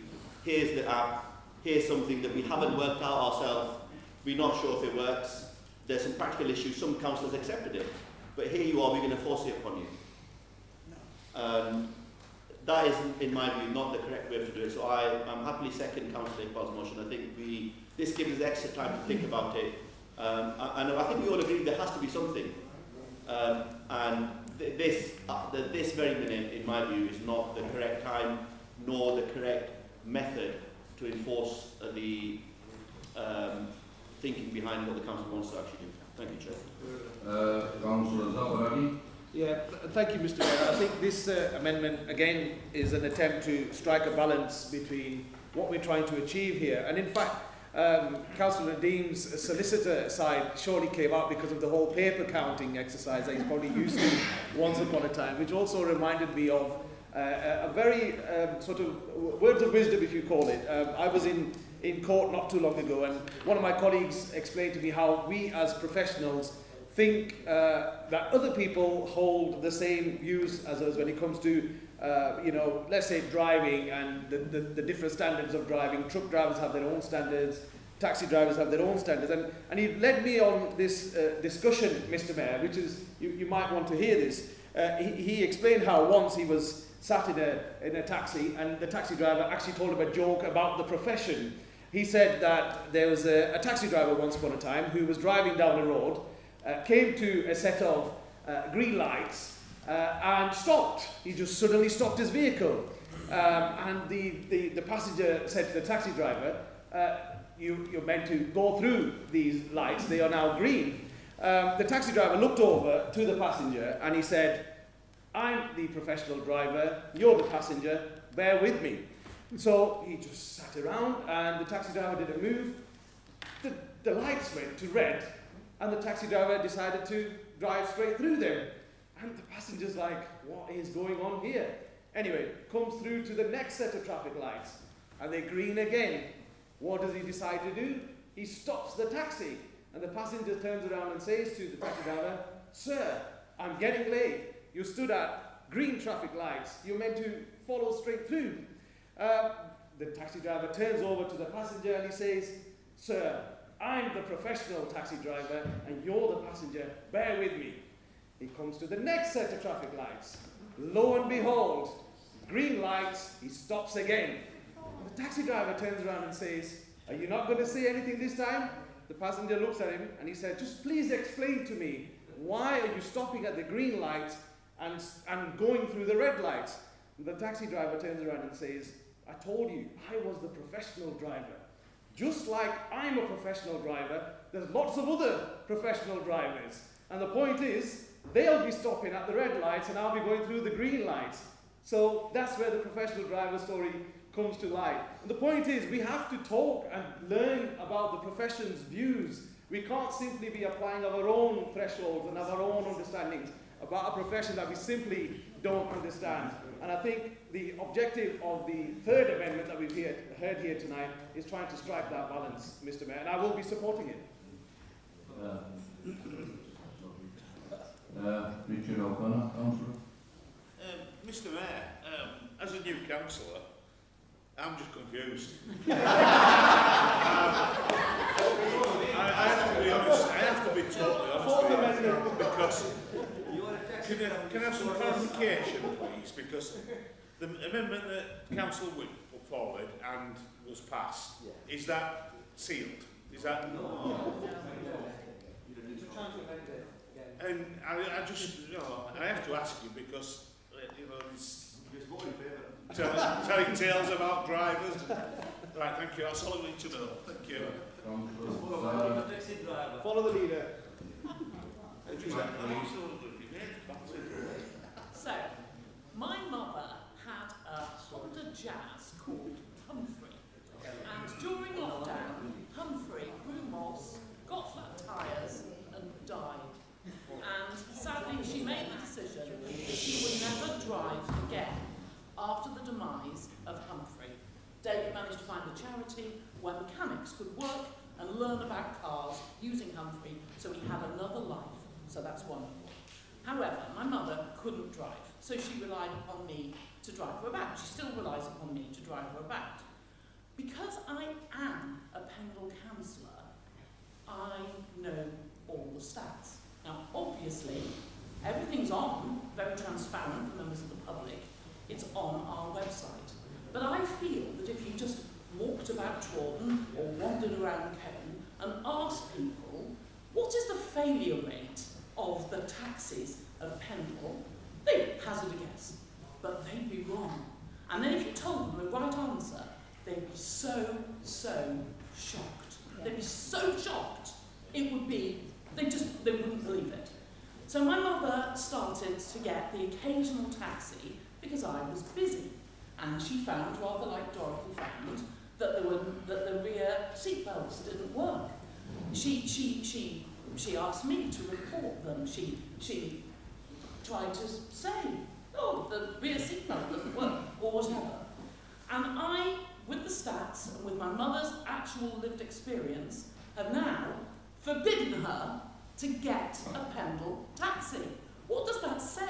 I am a councillor in Pendle. I know that we've had 10 years that I've been a councillor of all of this talking. I've never been on the taxi licensing, but I've heard about it second-hand. There have been talks, there have been people turning up, more people, lots of people, lots and lots of talks. And here, we've come to a point whereby we could carry on doing more of that, with the failure rate being what it is, slightly bobbling along, but still appalling. 50%. It's been up at sort of 80%. That's appalling, isn't it? And that I, as a councillor, have had to forbid my mother from getting what should be a safe mode of transport, should tell its own story. We absolutely have to support the app. Next is Councillor Dorothy Road. Thank you, Mr. Mayor. Well, 25 minutes ago, when I put my hand up, it was all getting really silly. And so I wanted to say that it's getting really silly. It calmed down after you spoke. Yeah, that's your name, yeah. It calmed down, so I thought, well, should I say something or not? It's got silly again. We have a comedian, we didn't. Nobody laughed. Nobody laughed. Wow. I got the point though. You were obviously making a point. Yeah. But there's a lot of people up there, and they must be laughing at some of us. Some councillors are playing to the audience. They're definitely doing that. That's no good. Let's get on with it. Let's make the decision and let these people go home. Yeah. Mr. Stone. Thank you, Mr. Mayor. There's a couple of common themes tonight, and I think we're all agreed. All the motions contain the phrase, enter into a meaningful dialogue in the interests of addressing safety. Now, it seems to me, and I come back to common sense here, it seems to me that in order to enter into a meaningful dialogue, we must have an open mind. We must be able to talk without having predetermined the outcome through, in some way, ascribing some totemic significance to an act. Mr. Mayor, it seems quite simple to me. Councillor Iqbal's motion is proposed amendment is entirely sensible because we cannot have a meaningful dialogue if we have already determined the outcome. Thank you. Mr. Ashler. Well, thank you, Mr. Mayor. I'm just going to speak on the amendment. But first, well, I'm speaking on that. I just thought I'd let you know, Mr. Mayor, over the last 5 years, Mr. Mayor, do I have your attention, please? Over the last 5 years, my son, who is now 24, has been using taxis in Pendle. Yes, he's been using all different companies, and I can't speak highly enough of all these taxis. Yes, in every field you'll have a bad apple too. And here we've got certain councillors saying that I've banned whatever taxis, Pendle taxi. Yes, there will be. Under the leadership of Kieran McGregor, we had a 92% failure rate. That's come down because we're working, the new administration, under Councillor Faraz Ahmed and our other councillor, we're working with them. We're not working against them. Whereas the taxi trade fell before, under Councillor Kieran, he was working against them. I felt that when I was in meetings there as well. I wasn't sitting on the committee, I was at the back. And I actually said that as well in one of these meetings when this act was passed. I said, this is being not thought through, this is totally being rushed through. Now, regarding Pendle, any taxi in Pendle, yes, there'll be a few, and I think them certain ones, I think somebody said, I think it was Councillor Lord said, that she used a certain taxi a couple of times, same ones. and the seatbelt wasn't working, and I think, was it Councillor Whip said earlier on, that the same car twice, I think, failed its MOT or road test because of 3 bolt tyres.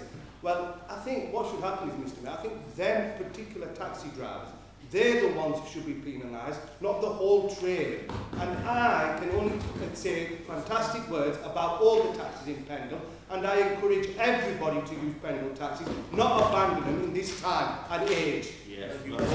Councillor Ruby? Yeah, there's a reason why I never want to go on the taxi licence committee, and this is it. But I think what we've heard a lot of is, and there's some valid points made, is that when you want to tackle a problem, there have to be all stakeholders involved. And if you have an app that has been created by whoever and it's not been trialled, there could be a lot of trip-ups. And some of them have been mentioned. Now, I know Councillor Nadeem Ahmed mentioned the paper version, but one of the downside I thought of the digital app could be is Councillor Whip had mentioned that to make sure that the app has been used properly in terms of logging the safety checks, is that it would have to be done in a certain time frame that would make it look like you're actually doing the check. But actually, that most people might actually say, right, I'll do a paper check and then I'll log it onto the app afterwards.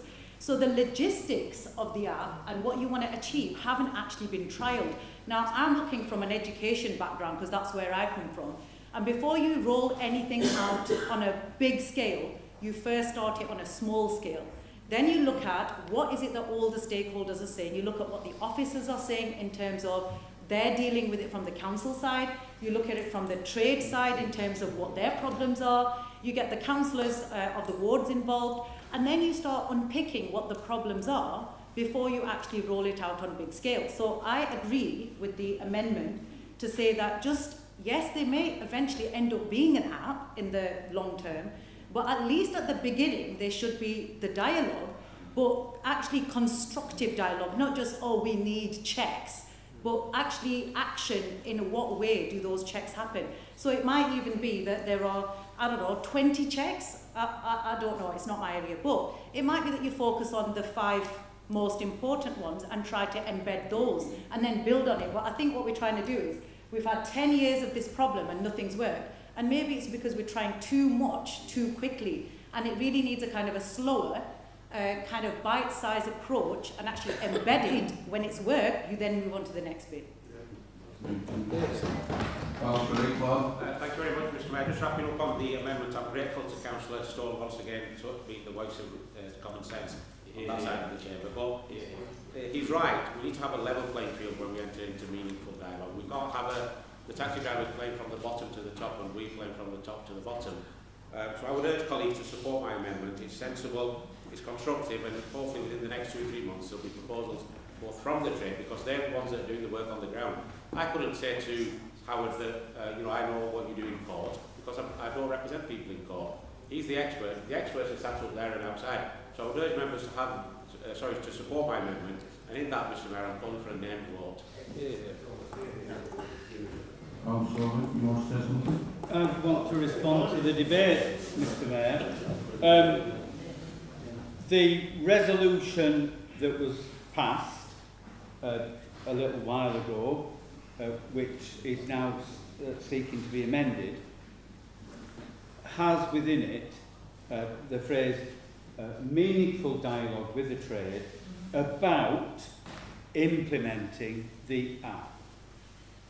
That's what it is all about. So, I think it was Councillor Anwar, Ruby Anwar, who said, no, I'm not sure who said it, to be honest now, that we shouldn't be penalising the trade. This does not at all penalise anyone. It helps ensure public safety. And if this council looks back at the, I think, at least 21 months that we've been seeking to introduce this new way of ensuring that safety checks are carried out, you will see that there has been numerous times when people have said, oh, well, we'll talk to the trade and there'll be discussions and we'll get... And it just hasn't happened. Between the original decision to go down the route of this digital way of ensuring safety checks are carried out, by the time that we get to the end of February, there will have been 24 months, 2 whole years for people to have got used to it. Now, this amendment seeks to suspend the implementation, defer it, and all that does is shows that when it comes down to it, the council hasn't got the resolve to ensure public safety in Pendle, doesn't have the resolve to ensure that those safety checks are carried out on a daily basis, but instead bows to pressure from the taxi trade, some of whom are fact... Point of personal explanation, Mr. Mayor. I think Councillor Whip implying that people like me have bowed down to the taxi trade. Let me assure you, you should all be better than that. Don't bow to anybody apart from God. Thank you. Mr. Mayor, I would rephrase that. I know, because I have been lobbied myself, that considerable pressure has been applied to councillors in order them to ditch the app, scrap the app. And the current amendment is tantamount to doing that. Call it suspension, call it what you will. But I am urging colleagues, if you give way now, we'll be back in this position in 12 months' time, 24 months' time. 24 months' time, Pendle Council won't exist. It'll be a unitary authority, and I don't know what's going to happen then. But we are responsible now. We should make the decision and stick to the decision in order to ensure that those safety measures are carried through. And if we back down now, it will never ever happen. And that is a risk that I, my colleagues, and I hope the majority of this council should not be prepared to take. Could I ask Councillor I accept the name vote. Could I ask Councillor Iqbal to clarify the amendment? Please. I'll get it down. If you want to repeat it, that's fine. So I'm talking to Councillor Whitford moved, so that's his substantive motion. All I'm deleting in a sense is Council resolves to. So that's a bit that I'm going to talk about. So it resolves to request the taxi licensing committee to enter into meaningful dialogue with Hackney and private hire representative to address safety of vehicles serving the people of Pendle, full stop. And then number 2 on that is the implementation of any digital system is suspended until the outcome of meaningful dialogue is concluded.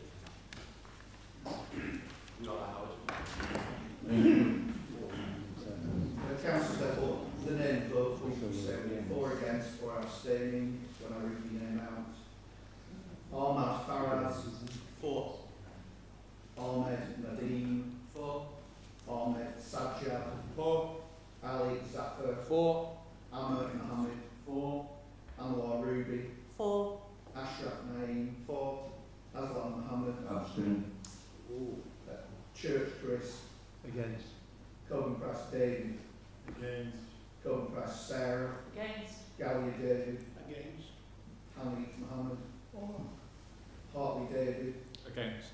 Iqbal Mohammed. For. Iqbal Yasser. For. Kaleem Mohammed. For. Landa Susan. Against. Lord Dorothy. Against. Mahmood Asjad. Newman Brown. Against. O'Connor Richard. Against. Strickland Mick. Against. Stone Martin. For. Sutcliffe Ash. Against. Tennant Yvonne. For. Wick David. Against. Wick Tom. Against.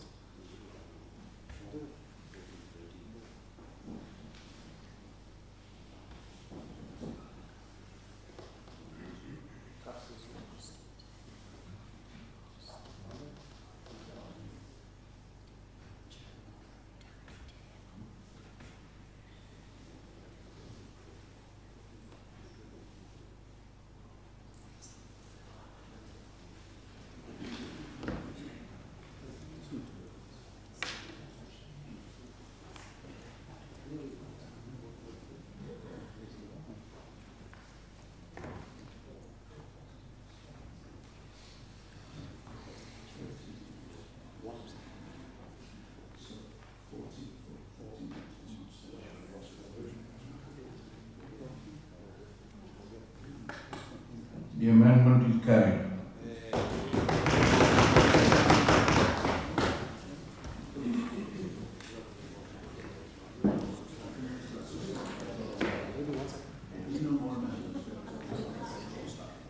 Is there any more amendments?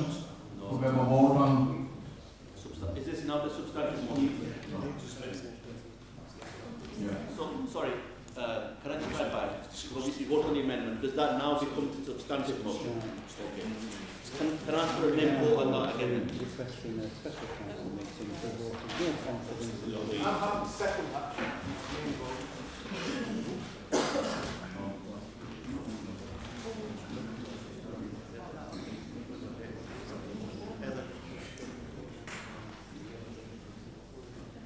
So this is clear.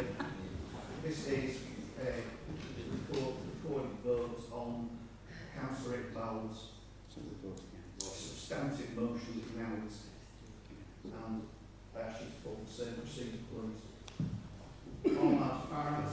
4. Ahmed Medina. 4. Ahmed Sajjad. 4. Ali Zafar. 4. Amma Mohammed. 4. Anwar Ruby. 4. Ashraf Naeem. 4. Aslam Mohammed. Church Chris. Against. Combsgrass David. Against. Combsgrass Sarah. Against. Gallion David. Hamid Mohammed. Hartley David. Against. Iqbal Mohammed. Iqbal Yasser. 4. Kaleem Mohammed. 4. Lamb Susan. Against. Lord Dorothy. Against. Mahmood Asjad. Newman Brian. Against. O'Connor Richard. Against. Strickland Mick. Against. Stone Martin. 4. Sutcliffe Ash. Against. Tennant Yvonne. 4. Wick David. Against. Thank you. Hang on. Sorry, Tom. I'm sorry. Tom. Against.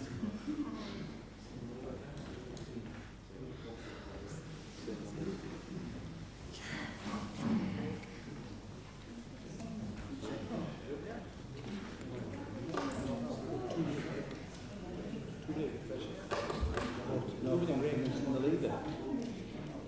You've just brought the administration.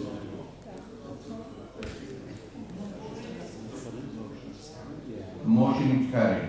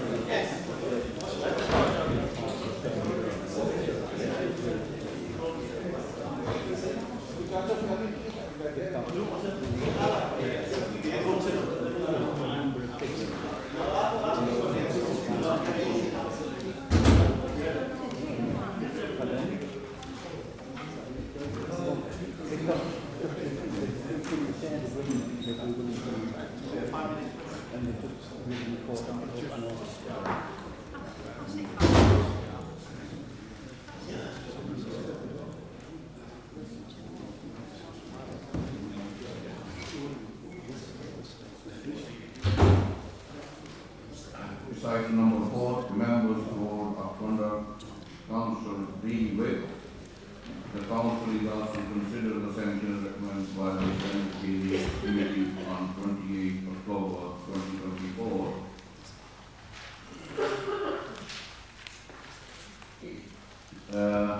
So, as everyone got item 4, decision of the Standard Hearing Committee 28 October 2024, you want to read out? No? Okay.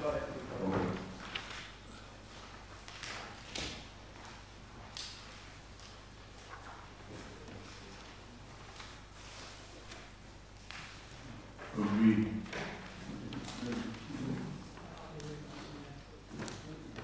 Anyone second that? Nadine?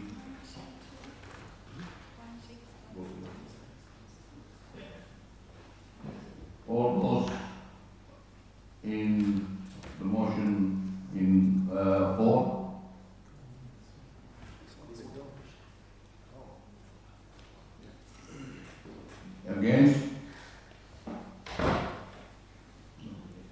The last category. Next is the announcement from the Mayor and the Leader of the Council. As most of the people will know, Road is leaving Pandora Council. I wish her the very, very best of luck in her new role. We will definitely miss her. And next is the... Thank you, Mr. Mayor. I was also going to congratulations to Rose Brown, who has been got a new job at Darlington Council, which is in the industry, and wish you all the best. And I know Rose will be there in March. I also want to say that the Pendle Council got Pearl Garden Mill as won an Insiders Lancashire Property Award 2024. That was back in October. And this is a success story, and it's great to be recognised and celebrate this success. This was an old cotton mill that was employing thousands of people in the stadium. That became empty and derelict, and nobody wanted to touch that building. Pendle Council set up a joint venture with Barker Construction for Barfield Mills, and there has been a lot of hard work done over the years across the board, all the different members, all different parties, council officers and Barker Construction, and it was a great success story to have this success recognised. Barfield Mills now provides social adult education. It has sports facilities for people of all ages, office space for businesses, residential commerce, children's play area, it's great to celebrate that.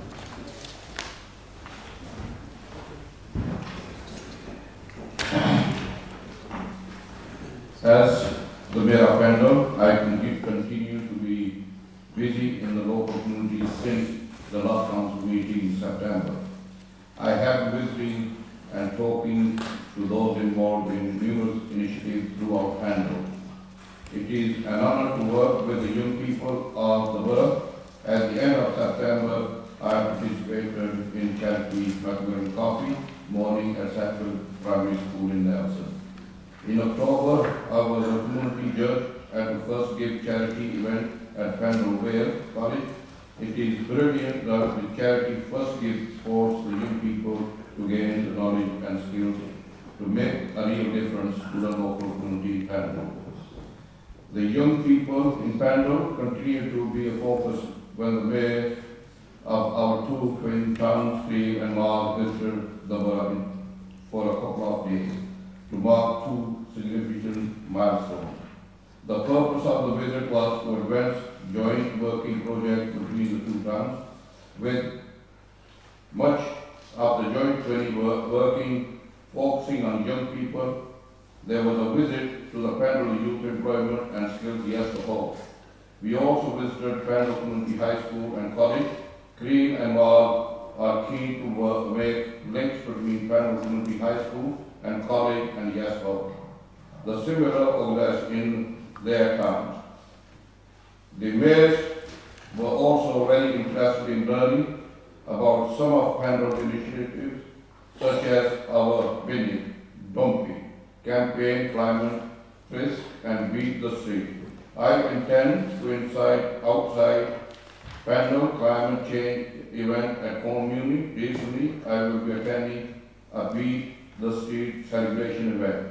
Moving on from the focus of young people to the wider community, it was a privilege to attend the Let's Be Foundation Integration Tea Party at October. Last weekend, I attended the Christmas fair Favordale Home for older people in Cole. This was to raise money for Favordale residents for entertainment and trips out, for example.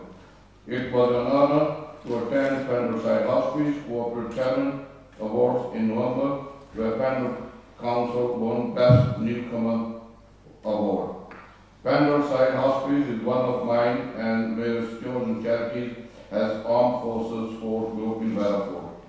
It was an honour today the council week at number of Remembrance Sunday across Pendle along Pendle veterans.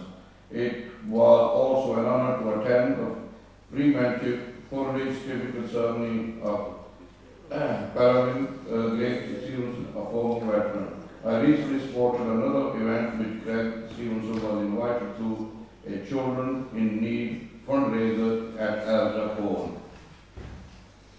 This is just a fraction of activities I've participated in since the last council meeting in September. It is privileged to highlight organizations that are doing a great job for the people of Pendle. Thank you.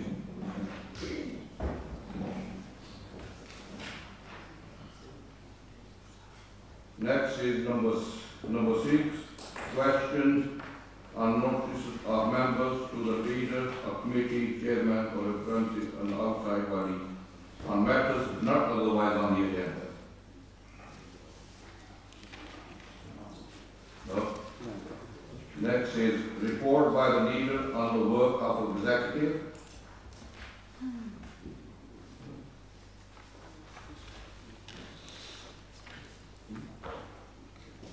Through the recommendation. Thank you. Report by the chair of the Council Nadeem Ahmed. I've just got a question on. Sorry. Yeah, the first one, further Cloughhead infrastructure works. Just wondering how the discussions are progressing with LCC. Have they accepted any responsibility? And if they don't accept it, what will be the financial implications for the council? Sorry, this was further Cloughhead infrastructure works. I know there's discussions ongoing between officers and LCC. I think we were asking the LCC to take responsibility for meeting the full expenditure cost of the embankment works. Just wondering whether them discussions have taken place and how they're progressing. And if LCC come back and say, we're not looking after the embankment, what are the cost implications for the council?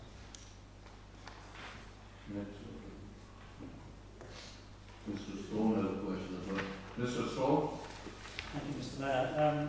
In the Executive Report 28th November, Quarter 2 Revenue and Capital Outlay Budget Monitoring Report, it says we note the Council's Quarter 2 Revenue and Capital Outlay Budget.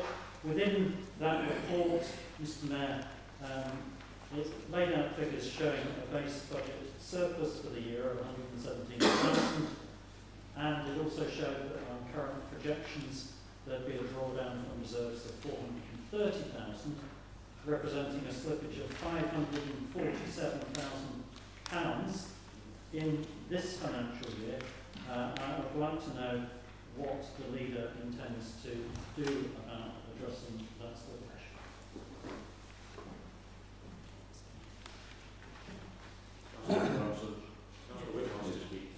Mr. Mayor, in relation to the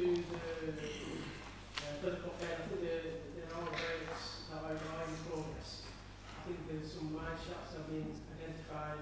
Well, there's some works that have been identified, but they don't correspond with the core authority, and like I said, there's lots of works going on that have been reported to the Bell Board. We are liaising with actually the council regarding the highways embankment work. Again, that work is in progress. Don't have anything else to report at this stage. I missed the question.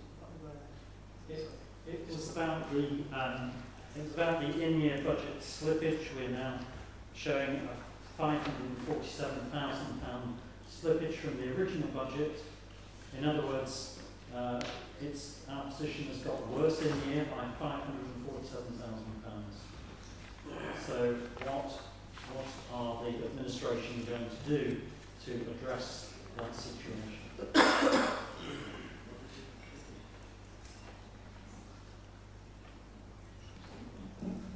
Councillor Witt.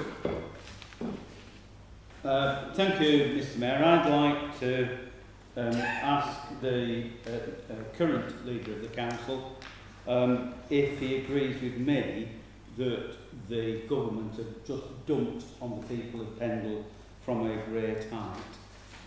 This week we've had the provisional settlement from government for the council. It's a smoke and mirror settlement. The government's grant to Pendle Council is going to be over £250,000 less, £264,000 worse off, and the sting in the tail is that we are going to be shortchanged on the national insurance changes to the tune of £668,000. Sorry, £404,000, making a total of £668,000 worse off than we were. And the tax at the NI issue is one where the government said that councils were going to be compensated, then councils were going to be exempt, but the current word is mitigated. And when you've got over £400,000 costing you, then I'm sorry, but that's not mitigated at all. Coming back to the earlier points, at Further Clough Head, Lancashire County Council supervised work, and then Lancashire County Council came back and said that the work wasn't up to standard. And given that LCC had signed off the work, I just can't believe how they can wriggle out of paying it. But it's £30,000. In terms of the in-year overspend, £447,000 is as a consequence of the failure of the previous administration and Conservative government to allow for the revenue costs of the Levelling Up Fund scheme in Colne, and more particularly the Pendle Rise revenue costs, which, as I said at the executive, total £500,000. And yes, we've picked up the ball from the Conservative administration, but the ball was already in play, and there was no provision for those revenue costs in either the bid or the allocation of those funds. So, Mr Mayor, in terms of what are we doing about it, well, we're trying to economise where we can and trying to ensure that we fulfil our obligations as a council in providing services and facilities without slashing them. But both from the short-sightedness of the previous administration and government and the current parsimony of the Labour government, we are £1 million out of pocket, and that is the residents of Pendle who will not see the level of services or facilities that we should have. But I ask, does the current leader of Pendle Council agree with me that the decision of the government to shortchange us in ways is at the very least disappointing, and at worst is extremely damaging indeed? Thank you. Councillor Ash, Turtley. Thank you, Mr Mayor. Leader, in your reports, under notable big ticket achievements, you talk about Pendle Vision Board, where businesses discuss the impact of the budget. Can you enlighten me as to what businesses said about the impact of the budget? Yeah, please. Thank you. I think the key message that was coming out was that the national insurance contributions is having an impact on businesses. That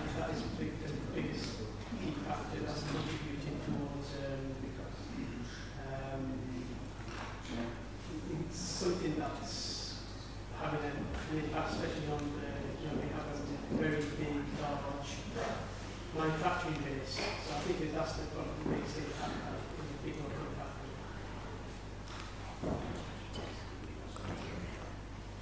with. Anyone else? No question. Thank you. Next is the number 10 Overview and Scrutiny Committee Annual Report 23-24. Number 9. Report by the Chair of the Overview and Scrutiny Committee. Mr. Mayor, I propose the report. Second. Thank you. Next is the Overview and Scrutiny Committee Annual Report 23-24. Mr. Mayor, again, I propose the report. Mr. Mayor? Councillor Nadeem. Just like to thank all the members of the Overview and Scrutiny Committee for their work. I think they're doing a really fantastic job.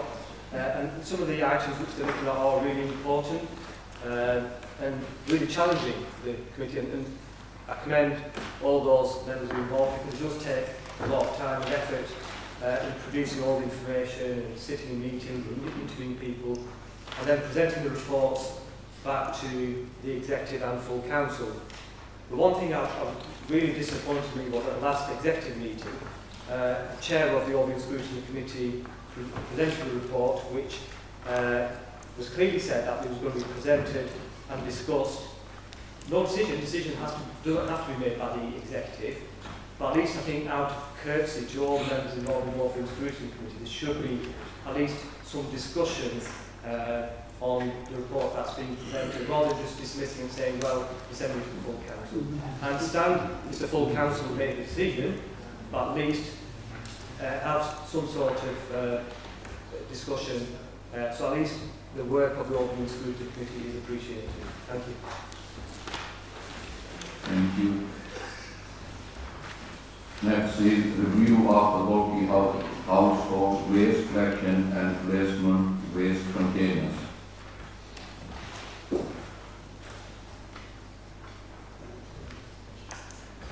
At a meeting of the executive on 28 November 2024, it was resolved. Yes, Mr. Ashir.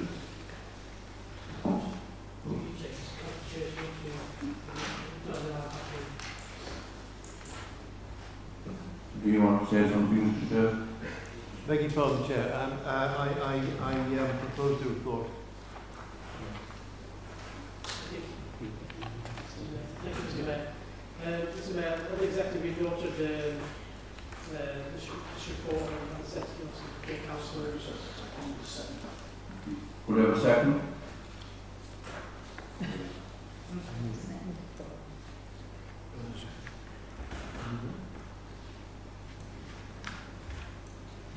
Yeah,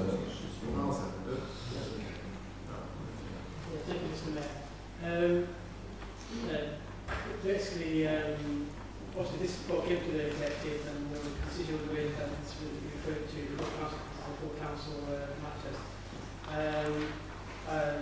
What I'm moving is that you just note the report and there's no changes in the charges and no implementation of charges for both household, multi household waste and business waste containers. Mr. Ramsey, Thank you, Mr. Mayor. I'm unsure, are we on an amendment proposed by the current leader? No. second for Ash. Mr. Whip, second. Mr. Mayor, yes, although I think there are other aspects of this report that certainly Councillor Tom Whip wants to take issue with. And in terms of the proposals for charging for bulky household waste and replacement wheel bins, my group is not supportive of that. but we do believe that there ought to be a cap on the number of bulky household waste collections that there can be, and the number of replacement wheel bins that there can be. So it's all going to get very messy if you're not careful. But I would second the proposal, subject to including the introduction of caps on wheel bins, no more than 1 per year, and bulky household waste, no more than 8.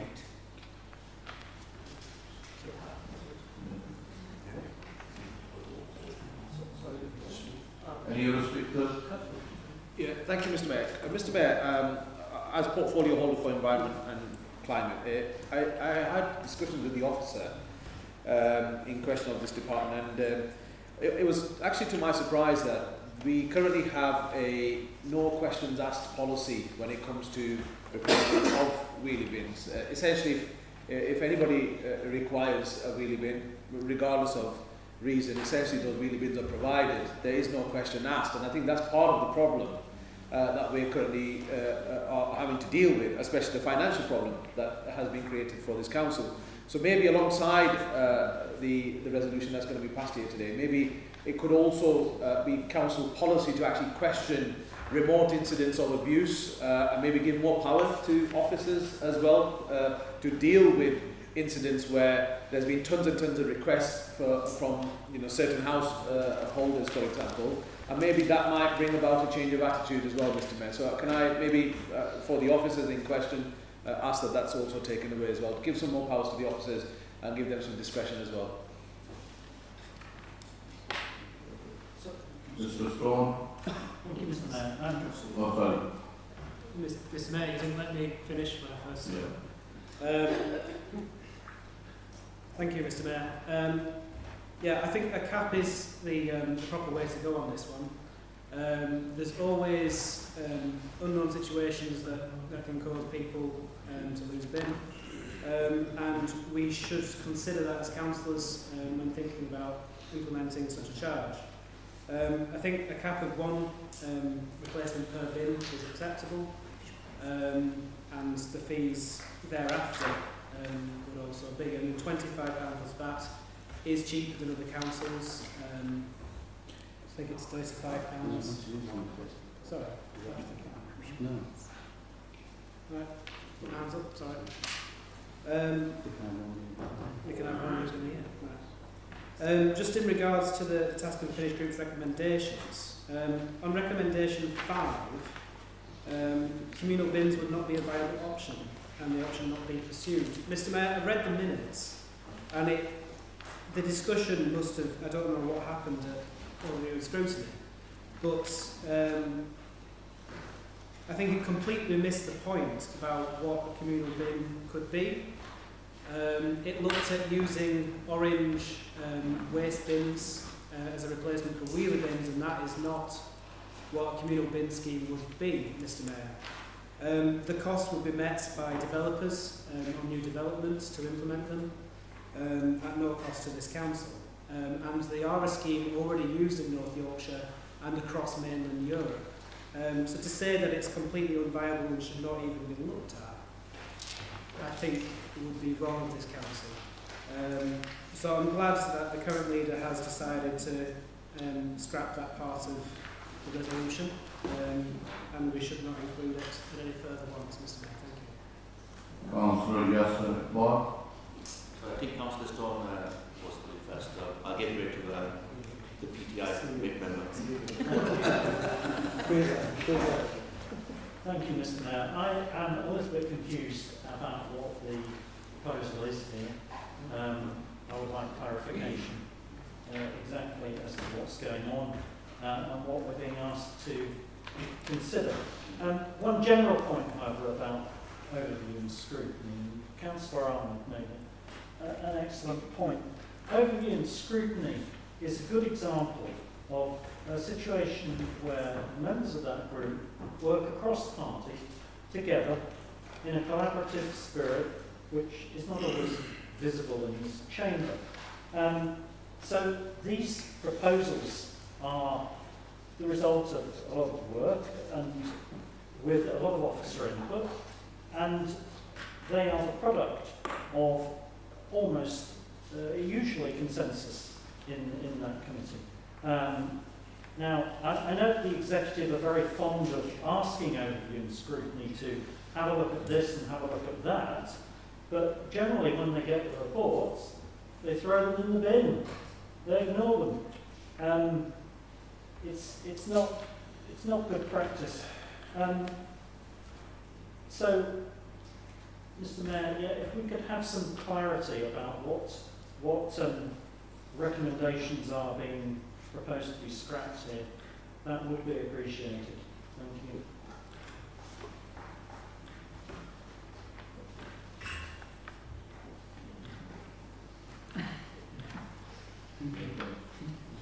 I think it cuts a bit and clarify. I think my point of view, key thing is there's no new charge implementation with multi-household waste collection and replacement of bins, waste collection containers. I think the council needs to look at one bin per year.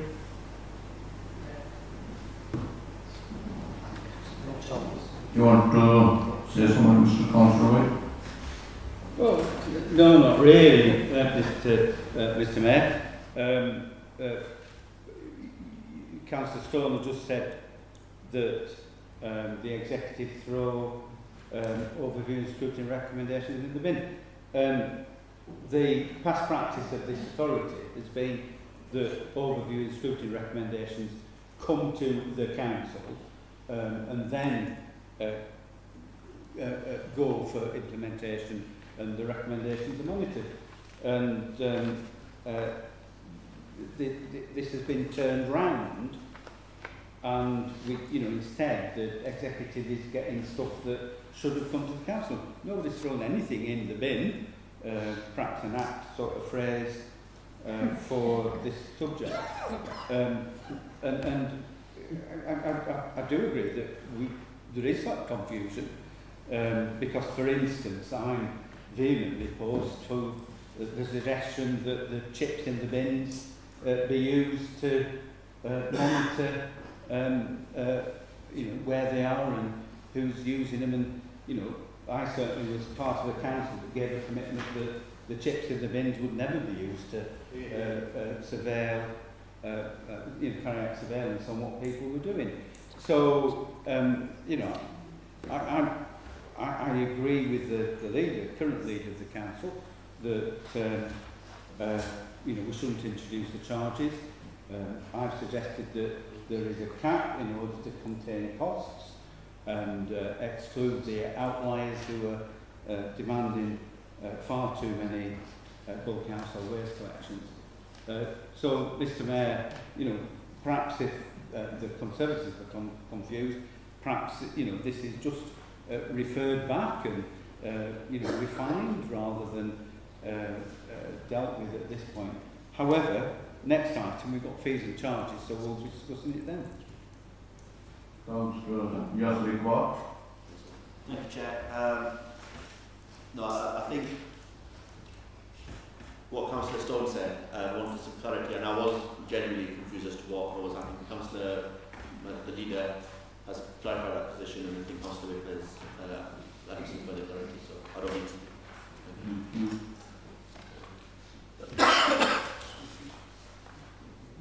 No more speakers? Councillor Sarah. I just want to observe that there is enormous abuse at vast expense to this council of bins. And part of the reason I know this is I have a regular correspondent from the village of Fulridge. And he signs all his emails, the Fulridge Bingerlanti. And the Bingerlanti of Fulridge sends me pictures of bins in extraordinary locations. They're in sheds, they're on the back of lorries, they're on allotments, they're in garages. They're not where they should be, and they're not used as bins. And guess who's subsidising that? It's the ratepayers or the council taxpayers of Pendle. It's a terrible waste, and we are allowing this abuse to happen.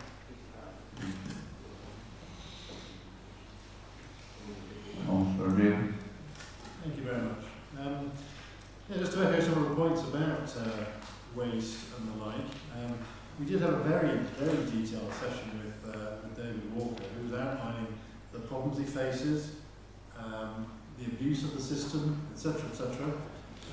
And as Councillor Stone said, it's done in a very constructive and consensus way. I think our decisions over the scrutiny were unanimous on these ones. Just because, I mean, I'll direct you, we talked about the amount of overspend on the budget, and the latest budget working group saw the position getting slightly worse.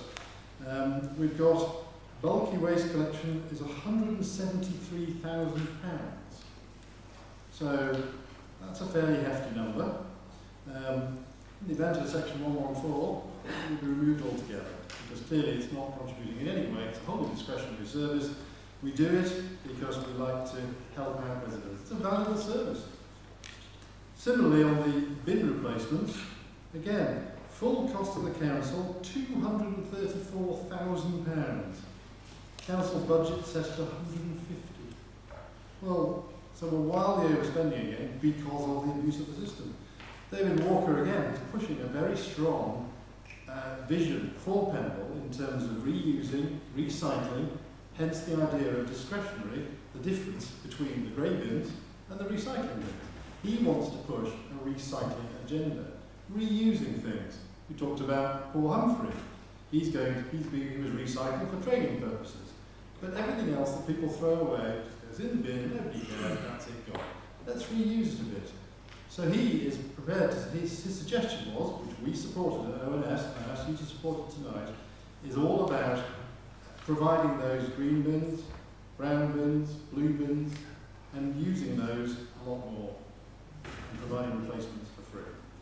So it's a common sense financial decision for where the council is wasting money and being abused by people, I'm sure, just like the taxi drivers, there's only a handful of them, but of course, hopefully the work of the vigilante will point out who they are, and then we'll be able to find out and stop them. But, this is a good and sensible proposal. It has been talked about in previous years, and Overview and Scrutiny really went into this in great detail. Arbitrary caps of this many or that many just increase the administration yet again. So let's keep it simple, and let's have a set of charges that are sensible and supported. There is also the caveat, I know it's quite fashionable these days, what with a 50% discount, but again, it's all about trying to understand how is it possible to measure whether a person is entitled to a 50% discount or not. So again, the council is looking at whether the software is capable of doing that, and therefore that can be brought in alongside this. Thank you. Yes. Thank you, Mr. Mayor. As a part of the committee and therefore a part of the unanimous decision that the councillor speaks of, I have to say that decision was made more out of pragmatism than desire, and I believe I concede that some kind of cap system would be, if not ideal, a suitable compromise, if that is what is suggested. Thank you. Councillor Dr. I'd just like to say something about the bins that you put out every week in the back street. We have a problem in Con where people don't bring them back in and leave them out for days. But I actually went out tonight to take a picture of all the bins that were probably there last week. They were there the other day. I went out, surprised to see there wasn't one single bin. It was like they'd all been pinched or something. But I do think the residents should take some responsibility and bring their bins back in on that day at some point when they can, whether they come home from work or the day after, but not not to leave them for days. And if we have strong winds, which we're going to get this weekend, and it's bin day tomorrow in Waterside, you'll lose them because we're all steep streets. They're blown over, and then they're blown to the bottom of the street, and if you're lucky, you'll get your bin back, if not, you won't. So I think a bit of education to the public to take responsibility of the bins that they're using and just bring them back in as quickly as possible. Thank you. Thank you. No more speakers. Could we go for the vote? All those in favour?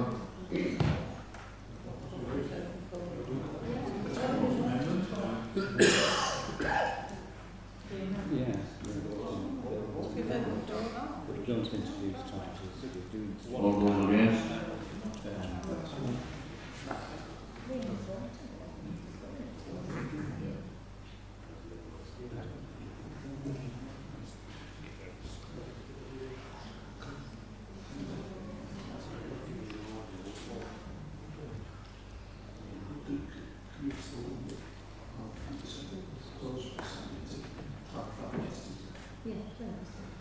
Could I ask the leader to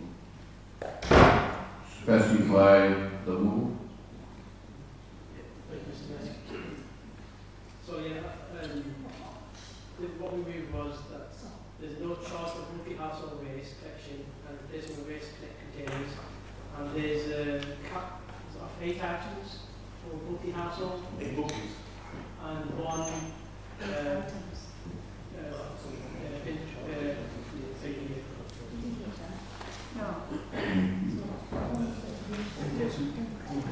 All those in favour? Point of order, just 1 second. Can I just clarify? Already second by Councillor Witt. I just want to clarify one thing with David. Is it 8 bookings or 8 items per year? Mr. Mayor, I was suggesting 8 items. Yeah. And not everybody could hear. Sorry, Mr. Chairman. Not everybody could hear what you said when you read that out. She's gonna relay to me. we know. Right, can we vote on that? All those in favour?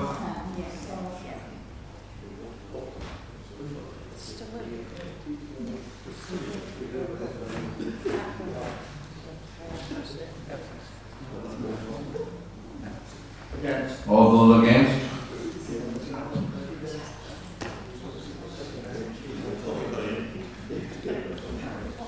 Carried. Next is item number 12, fees and charges 2025-26, to consider the report of the Director of Resources report to follow.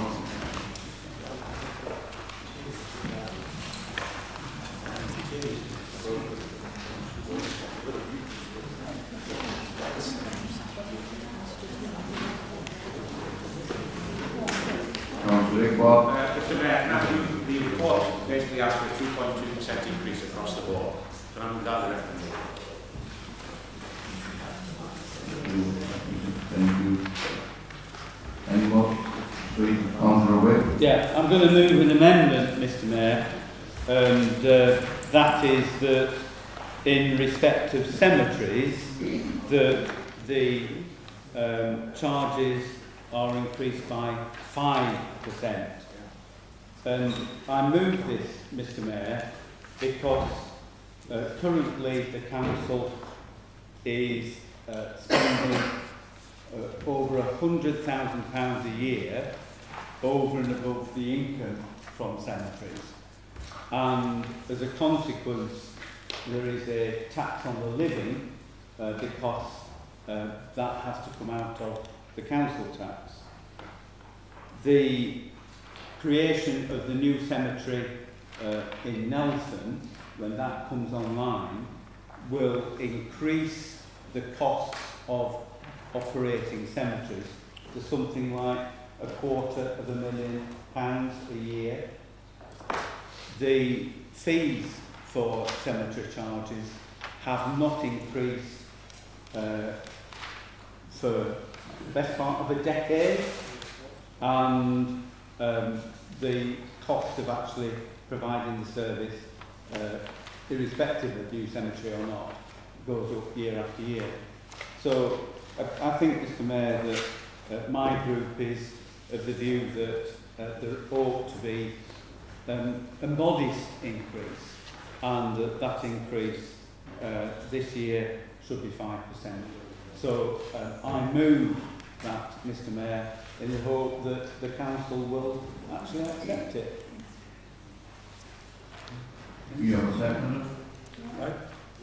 I'd like to second that as a funeral director. I'm just trying to work your way through here. So I didn't get any of this information at all this week. So how can I compare? I'm just going through that. I know that for an interment into a grave this week in Earby, and it's in Gill Cemetery, came to roughly £1,768. So that's the purchase of the grave and the opening of the grave. Once you've purchased it, then you've got to pay for it to be opened. Just going through what I just happened to have Craven District Councils. The purchase of a grave for Craven District Council is 1,200, and then the opening of the grave for 2 people is 950.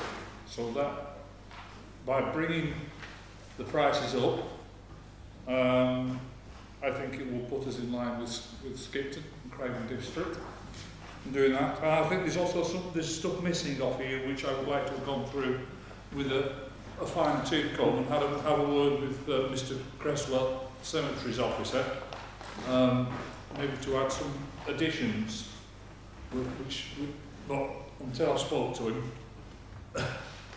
I just can't, unfortunately, that I can't go through this as I'd like to do, but it certainly is, there is no VAT on funerals, so we're not getting taxed on funerals.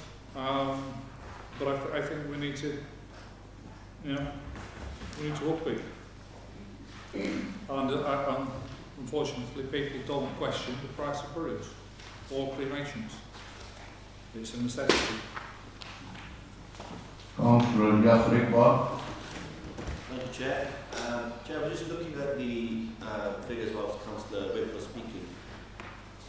It seems that I'm talking here about the cemetery increase that Councillor Whip has just suggested. And at the moment it's shown as suggested that it's increased by 2.2%. And I think we've had this discussion over the years. I remember one maybe last year in relation to the new cemetery in Halifax Road in Nelson, and I appreciate that Councillor Whip wasn't particularly in favour of that at that time, and I think that's probably a similar position. But I would be against the suggestion made by Councillor Whip, because that effectively increases it by more than double. I think it takes it to 5%. And whilst I appreciate what he says that at the moment it's the living are paying for it, but effectively what we're saying now is actually, I don't want to be crass about it, but it should be I think it's been termed previously as a death tax. And I would personally be slightly uncomfortable with that, given that we are in a situation where the recommendation is at 2.2%. To increase it by more than double, in my view, Chair, I'm not sure there's a reasonable explanation to increase it by such a significant amount. I appreciate that it might have been in previous years, but there has to be thought about the reasons for not increasing it in previous years. People that choose to bury their loved ones, obviously it's a difficult time for anyone, and it's never an easy time to deal with death. And that's perhaps one of the reasons why we've looked, sometimes death is, by its very nature, is unpredictable, sometimes it's not. And I think that's one of the reasons we've done, the reason for keeping it at that threshold and not increasing it. It's not to impose that extra financial burden on families who are genuinely struggling, and all of a sudden are faced with a situation where have to bury their loved one because of, for example, an accident or a sudden illness. And I think that compassion still has to be shown from us as councillors. So I would be personally against that. I would suggest that we should stay with the recommendation in the report. Thank you, Chair. Councillor T. Wick. Thank you, Mr. Mayor. I'm in favour of the cemetery fees increase. I think it's vitally important that the fees be fair and they be proportionate to the costs of this council to operate that service. We provide burial sites for all faiths, denominations, people of no faith. But a lot of people do not get buried. A lot of people get cremated. Some even get buried in a bag in the woods of their own accord and grow a tree on top of them. But I think it's very unfair to say that those people, everyone in the borough, should be subsidising the burials of people who choose to get buried, because it's not a right to be buried in this country. It's a personal choice, a personal matter, and I've got nothing against people who want to do that. But they shouldn't be subsidised by everyone else in that choice. The cost should be met. And that's not to say we should make a profit. I think if we did make a profit from burials, that would be a death tax. But it's got to meet the costs, and we've got to be able to have a sustainable burial service where in 50 years' time we're not left with a massive debt from the previous century built construction, and we can pay to replace those again and again so that there's always burial plots available.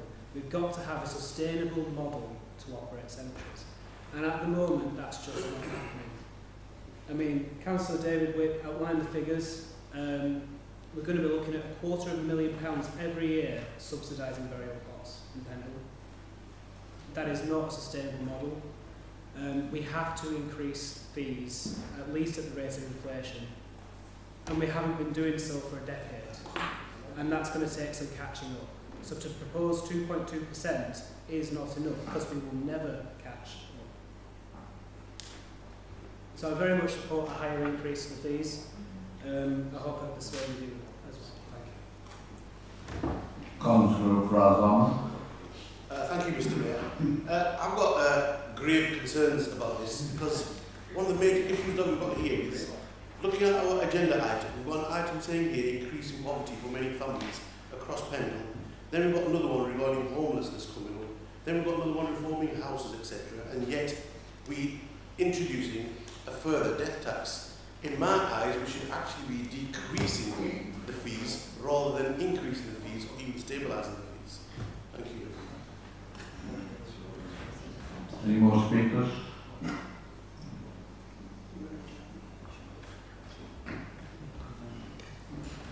I'd just like to say that while I have lots of sympathy for the state of the world at the moment, that what is going to happen if we decrease fees or leave them as they are or don't put them up enough, what are we going to do in the future when we don't have the money to provide burial sites for people, because we don't have the funds? We've got to think about that as well. Councillor Iqbal. No speakers, Mr. Mayor, then I'll wrap up. I mean, Councillor Tom Witt advocates cremations and burying in the bottom of the garden. So, some of us haven't got a garden to bury anybody, but in terms of cremations, for some people of certain faiths, cremation is not an option. The only option available is burial. And I've proposed 2.2% across the board on all fees and charges, Mr. Mayor. Councillor David Witt proposed 5%. Will the 5% address the alleged shortfall in terms of cemeteries? I don't think it will. But I think 2.2% is reasonable in this current climate, as other colleagues have spoken about. Because whether people in this chamber accept it or not, the people that are generally struggling, because a funeral and burial in Pendle and in other parts of the country as well can cost in anything up to £10,000. Now, how many of us from working class backgrounds have got 10 grand in the bank? Very few, I suppose. Chairman, sorry, Mr. Mayor, I would urge colleagues to reject the amendment and vote for the original motion. I don't know where you got your fingers from, sir. Hello? Can't speak. Sorry, yeah. Absolutely. Could we vote on the amendment? All those in favour?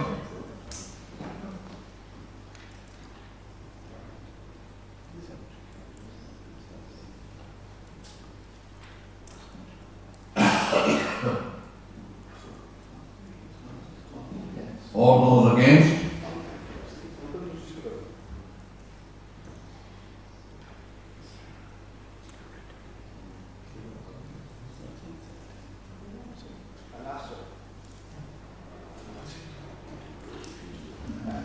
Amendment passed. Back on to Councillor Iqbal's motion. Chairman, I suggest we move to the vote. We'll go for the vote. All those in favour?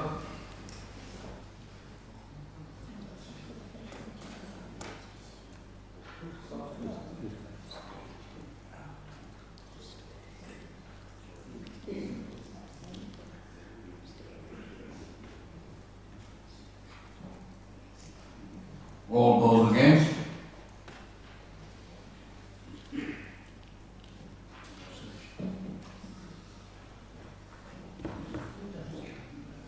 Councillor Iqbal's motion carried.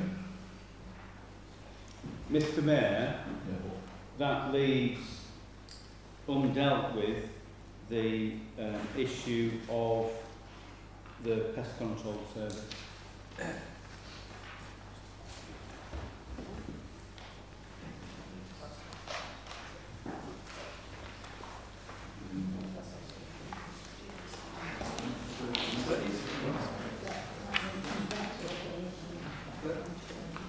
Clarification, through you, Councillor Wick, is that not part of the fees and charges increase? It's in there, in the report. Is it not? Could we have a clarification, please? Councillor Wick. Mr. Mayor, if Councillor Iqbal included pest control within it, but there is a separate section about pest control in the report. Councillor Iqbal. Yeah, Mr. Mayor, I didn't include that. I just noticed that now, so it's possibly an error on my part. But can I move the increases as set out in the report? You've got a seconder? All those in favour?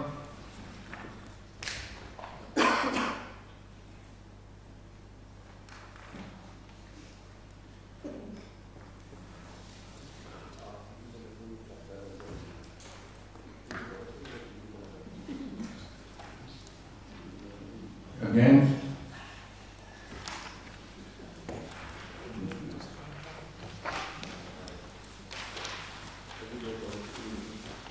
Next is number 30, Randall Council Concessionary Rent Policy. To consider the attached report of the Director of Resources.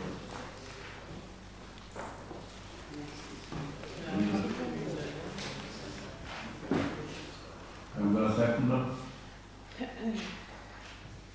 Oh. No, not second. All right. As the leader has a seconder, Councillor Iqbal is seconder. Mr. Mayor, I would move an amendment that the resolution 2, that the delegate authority be to the leader and deputy leader of the council. Have we got a seconder?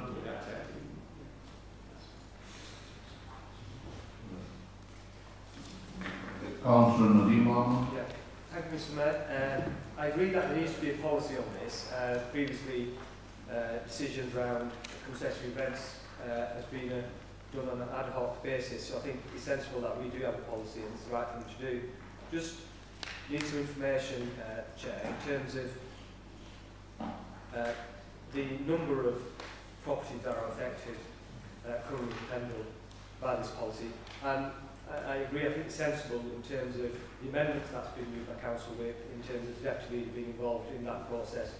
I think just to involve the leader on his own, I think opens up another kind of worms in terms of the perception of whether we're doing the right thing or not. So I think that's sensible. We'll just be interested to see how many tenants are affected across Penryn.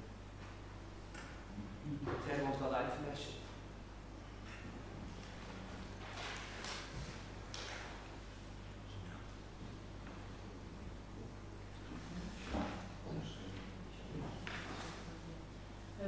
So currently it affects 5 buildings and the tenants within those buildings. I've got a number of tenants, I've got Can I follow that with a further question? So in terms of if we are giving concessionary rent, how is that being monitored in terms of the outputs and achievements? If we are giving discounts on rent, there has to be some accountability, so just for transparency purposes. So just check and see what checks and balances are being exercised, if any. So that's why we're introducing the policy, because as you say, at the moment there are very few checks and balances included in the reviews. So this is why we're introducing the policy to ensure that we are transparent and we get evidence and outcomes.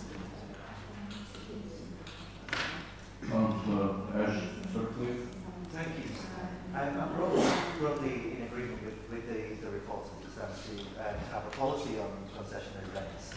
My concern is not so much around the rents, and I'm looking towards the Director of Resources and Place probably for an answer on this, about whether the tenant is liable for the maintenance of the property as part of that.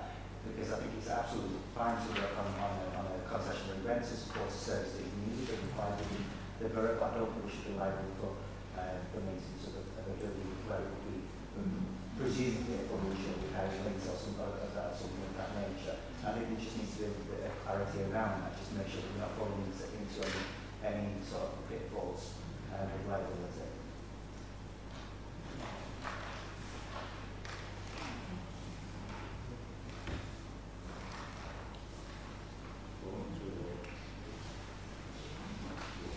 Any more questions?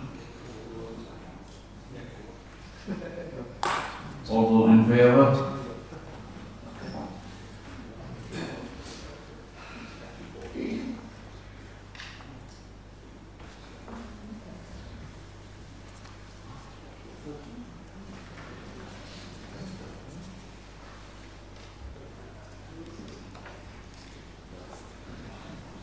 All those against?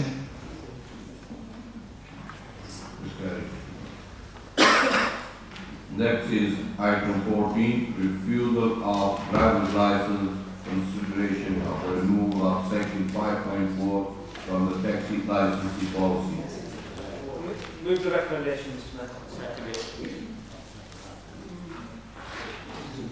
All those in favour?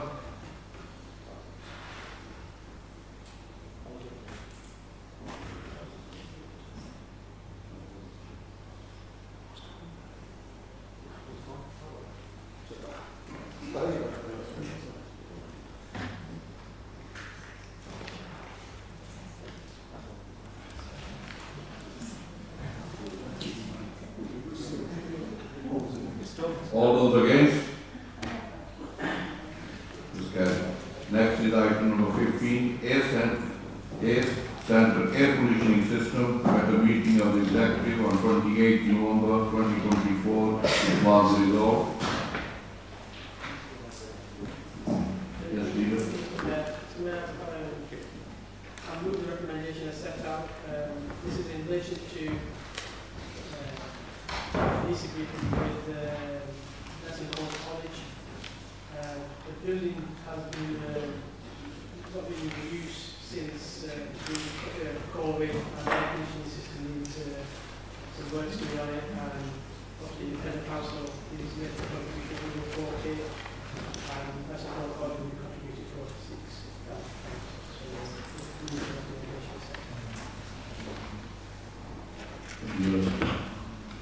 Yes, Councillor Nadeem. Thank you, Mr. Mayor. In terms of this, I mean, in an ideal world, I'd be saying... Just second, yes. In an ideal world, we could say let's try and get the money from elsewhere, but I think we're in a situation of our discussions around this. I think reluctantly, I think we've got no choice other than to pay for this air conditioning system. Because when I was reading about 3-4 years ago, I think we started the discussions then, so hopefully this is one of the last pieces in the jigsaw. We can get on with this work and try and get the college into that building and make use of it and bring some benefit to Central Nelson. All those in favour? All right. Thank you, Mr. Mayor. I just wanted to echo some of the comments that Councillor Ahmed just made about the sort of reluctance really that we've ended up in this situation that we haven't paid this extra, but at the same time the benefits that it's bringing today, that this is bringing, is phenomenal. The digital skills hub is something that will be very important to young people in our area. Digital skills in particular are a massive growth area for Lancashire, and so it's something that we must support. So on that basis, I'm full support of this.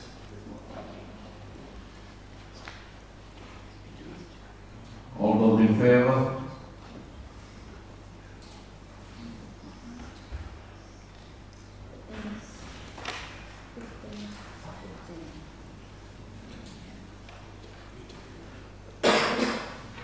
All those against? Next is increase in poverty for many families across Pendle. To be moved by Councillor Arundel. Mr. Mayor, this motion has come to Council today because in 2017 the Tories introduced the two-child cap. And I was hoping that because when it was introduced that the Labour Party were great critics of that particular cap, that when the Labour Party did come into power that there would be a reversal of that, but there wasn't. And we've recently heard in the media that they will not be removing that cap. So I'm here today to say, Mr. Mayor, that the cap disadvantages so many of our families across Pendle. Not only has the cost of living gone up, but we can see it through our schools, through the GP system, that so many of our low-income families get battered all the time. We know there is a child benefit, but this is focusing on the families that have low income or no income, whether they're working or not. And normally it is means tested for universal credit and child tax credit. But this cap is penalising families that have more than 2 children. And that is having a massive effect on families. When you think of the cost of living, just generally in terms of gas, electric, food, uniforms, etc., when you add all that up, there are still families who are still choosing between what they spend in terms of shopping or heating their homes. And we had this with the pension, what was it called, the winter fuel tax as well. So all the time, our low-income families are getting battered all the time. It's always them that suffer. So what my motion asks for is that Council resolve that they write to the HM Government and both Pendle Members of Parliament, Oliver Ryan MP of Burnley and Jonathan Hinder of Clitheroe and Pendle, seek a reversal of this decision to help struggling families across Pendle. And I hope councillors around the room will actually support this motion. Would I have a second? Yeah, thank you, Mr. Mayor. I rise to second the motion. More than 1 in 5 people in the UK, that's 22% in fact, were in poverty back in the 2021-22 figures. That's 14.4 million people. And ironically, my colleague refers to this Labour government's stance on the 2-child benefit cap. But poverty last fell consistently during the first half of the last Labour administration, in fact between 1999 and 2000 and 2004 to 2005. But then again it rose in the second half of their time in power due to the economic crisis that took place then. Inflation at this moment in time is at the 8-month high of 2.6%, and earnings are still below their 2008 comparative levels, Mr. Mayor. It's also widely recorded that household disposable incomes will continue to fall until 2024-2025. So as Councillor Anwar has pointed out, clearly this government needs to change tack. It needs to wake up to understand the realities of people who are suffering, and this particular policy needs to be reversed, and hopefully our two local MPs will take heed to this motion, and I'm happy to support it, Mr Mayor. Councillor P. Whip. Thank you, Mr Mayor. I'm fully in favour of this motion. The current benefit system and means testing in general leads to cycles of shame that trap people in poverty, that make it so hard to get out of. The number of barriers we put in place to get the help people need, to get them out of poverty, to provide for the children, to ensure a good quality of life in this country is far too high. So any steps we take to remove those barriers, we should do. Mr Mayor, I'm a strong believer of universal basic income. I will preach for days if anyone is willing to listen. I think this is one of the steps we take towards that goal of UBI, removing the cap. But ultimately, I think we should get rid of means testing entirely. So happy to support your motion, really. Thank you. Councillor Preston. Thank you, Mr Mayor. Mr Mayor, I'm happy to support the motion. The policy that the two-child cap send a home before that some children are worth less than others. And this undermines the principle of fairness and equality, which should be at the heart of our welfare system.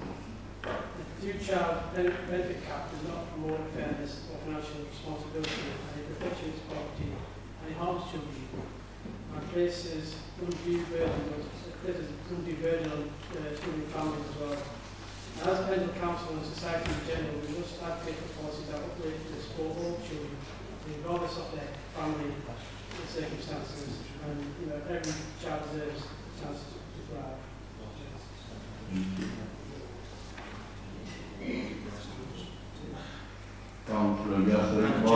Mr Mayor, just very briefly, I rise to support Councillor Anwar's motion. I think this is a brilliant motion. It encapsulates the issues which I think many families are facing across Pendle and indeed across the country. I pick up on one of the two things she mentioned in particular about how the Labour government now have, in terms of the two-child cap benefit, one of the first things they did was sack 7 of their MPs who dared to vote against their motion on this very issue. That was within a couple of weeks of forming government. And that should have shown many people, and I think I've said it perhaps every single meeting since then, that was the sign of the things to come. And what have we seen since then? Only recently, the WASPy women, I know that's something Councillor Tennant has been campaigning on for many years, and I helped her campaign when we were part of the Labour Party. Well, it was a real Labour Party, now it's a so-called Labour Party. The WASPy women was a big issue. And even Keir Starmer, this shows the integrity of the man. He's a hypocrite, turns against his own words. He stood up with a placard, said, "I back WASPy women." And now he says, actually, we can't afford it. Well, you must have known it's going to cost you X amount of money. It's very easy taking a picture. It's very similar to actually what Andrew Stevens used to do, but that's a different issue. Pensioners is another point Councillor Anwar makes quite randomly, how it's affected people. So not only are families and low-income families are struggling, it's quite literally people across the board, from farmers to pensioners to low-income families. And I think this is a brilliant motion which we should hopefully unanimously back. And as it sets out right to the two Labour MPs for the ward, for the constituencies, and make sure that they, as the motion sets out, seek a reversal. But let's be honest with ourselves, that's not going to happen. They will probably not even try to seek a reversal, because we know what's going to happen. They're going to get sacked, just like the other 7 have been sacked. But not too far in the distant future, Mr. Mayor, I think that them 7 MPs are going to be asked to come back because their approval ratings are significantly low, and we know what Labour Party are trying to do with this devolution deal. They are trying, in my view, a cynic with me would say they don't want an election in 25, they don't want an election in 26 because they know what's going to happen. They're going to get absolute battering, and if nothing else, they'll use devolution as a tool to avoid the election. Certainly in next year, God knows what's going to happen in 26. So I wholeheartedly back this motion, and I hope that everyone in this chamber unanimously supports it. Councillor Nadeem Ahmed. Yes, I will also be supporting this motion, Mr. Mayor. When the decision was made originally by the previous government, I was against it then, and I'm against it today. But what really saddens me is all the promises that were made before the elections, and people will let you believe that's going to be a different world, and we're going to have money flying all over. People stood in this council chamber and said, our friend Sir Keir Starmer is going to be coming down the M65 carrying lots of money. And the councillors in this chamber said on many occasions, and I said, you're deluded. If you think Keir Starmer's going to deliver, you've got nothing coming. So I think people, the Labour councillors, the independents, I don't include the true independents in this, just the independents. I'm sure they can write to their friend Mr. Hinder and Mr. Ryan, if you can find Mr. Hinder, that is, if he's seen in Pendle. If he's seen in Pendle, if he's been seen. So I know, but I'm just innocent, this is active, he's livid. A lot of activity in Germany put together. He was seen, he was visible, but anyway, we've got Jonathan Hinder and Oliver Ryan representing the Pendle constituency. I'm sure the influence of the Labour councillors here will work and provide to him. I'm sure they'll listen and meet him, and Sir Keir Starmer, I'm sure, will take heed and reverse this decision. Thank you, Mr. Mayor. I would like to speak in support as well, specifically in response to the comment that this is treats children or treats the different children in different families in a different way. Everyone who speaks about this benefit describes it as a benefit for a family with 1, 2, 3 or more, whatever children. It isn't a benefit for a family with those children, it's a benefit for each child. And on that basis, it is thoroughly wrong that each child should be treated differently when this benefit is directly for the sake of each of them as an individual. Thank you.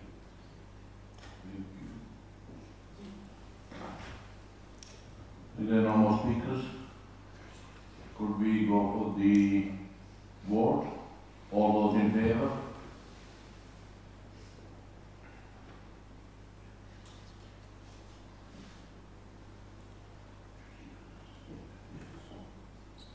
Anyone against? Thank you.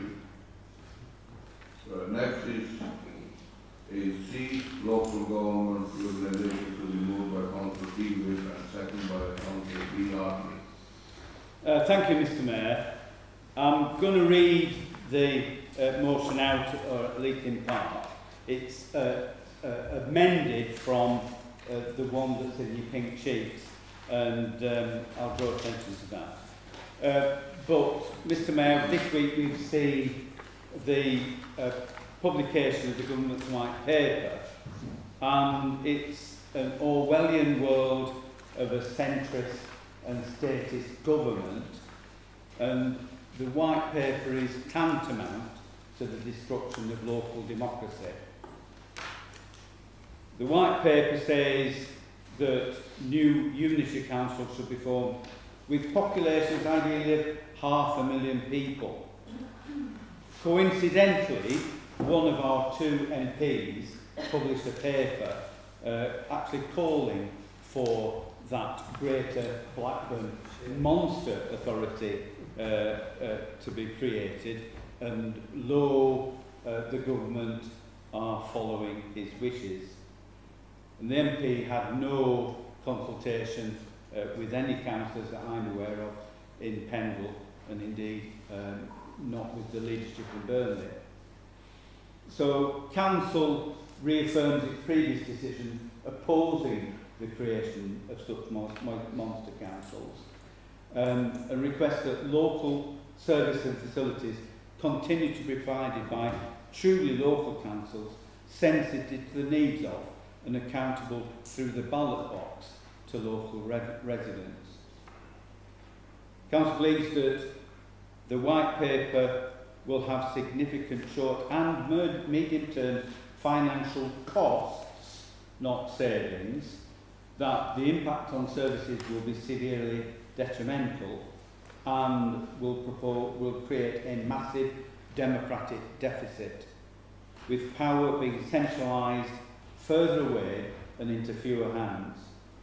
And the attention problems affecting residents will be diverted into local government reorganisation discussions. Accordingly, Council resolved to work with neighbouring authorities, Burnley, Rosendale and Ribble Valley, to achieve the best possible outcome for local people with respect to the structure of local governance, and we request Pendle's 2 MPs to work alongside this Council to achieve this aim.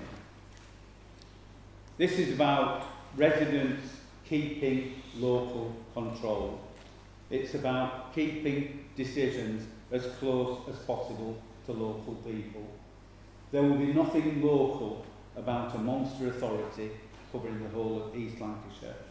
Even worse would be a mega monster authority covering the whole of Lancashire, and I know that some at County Hall have got their eyes on that.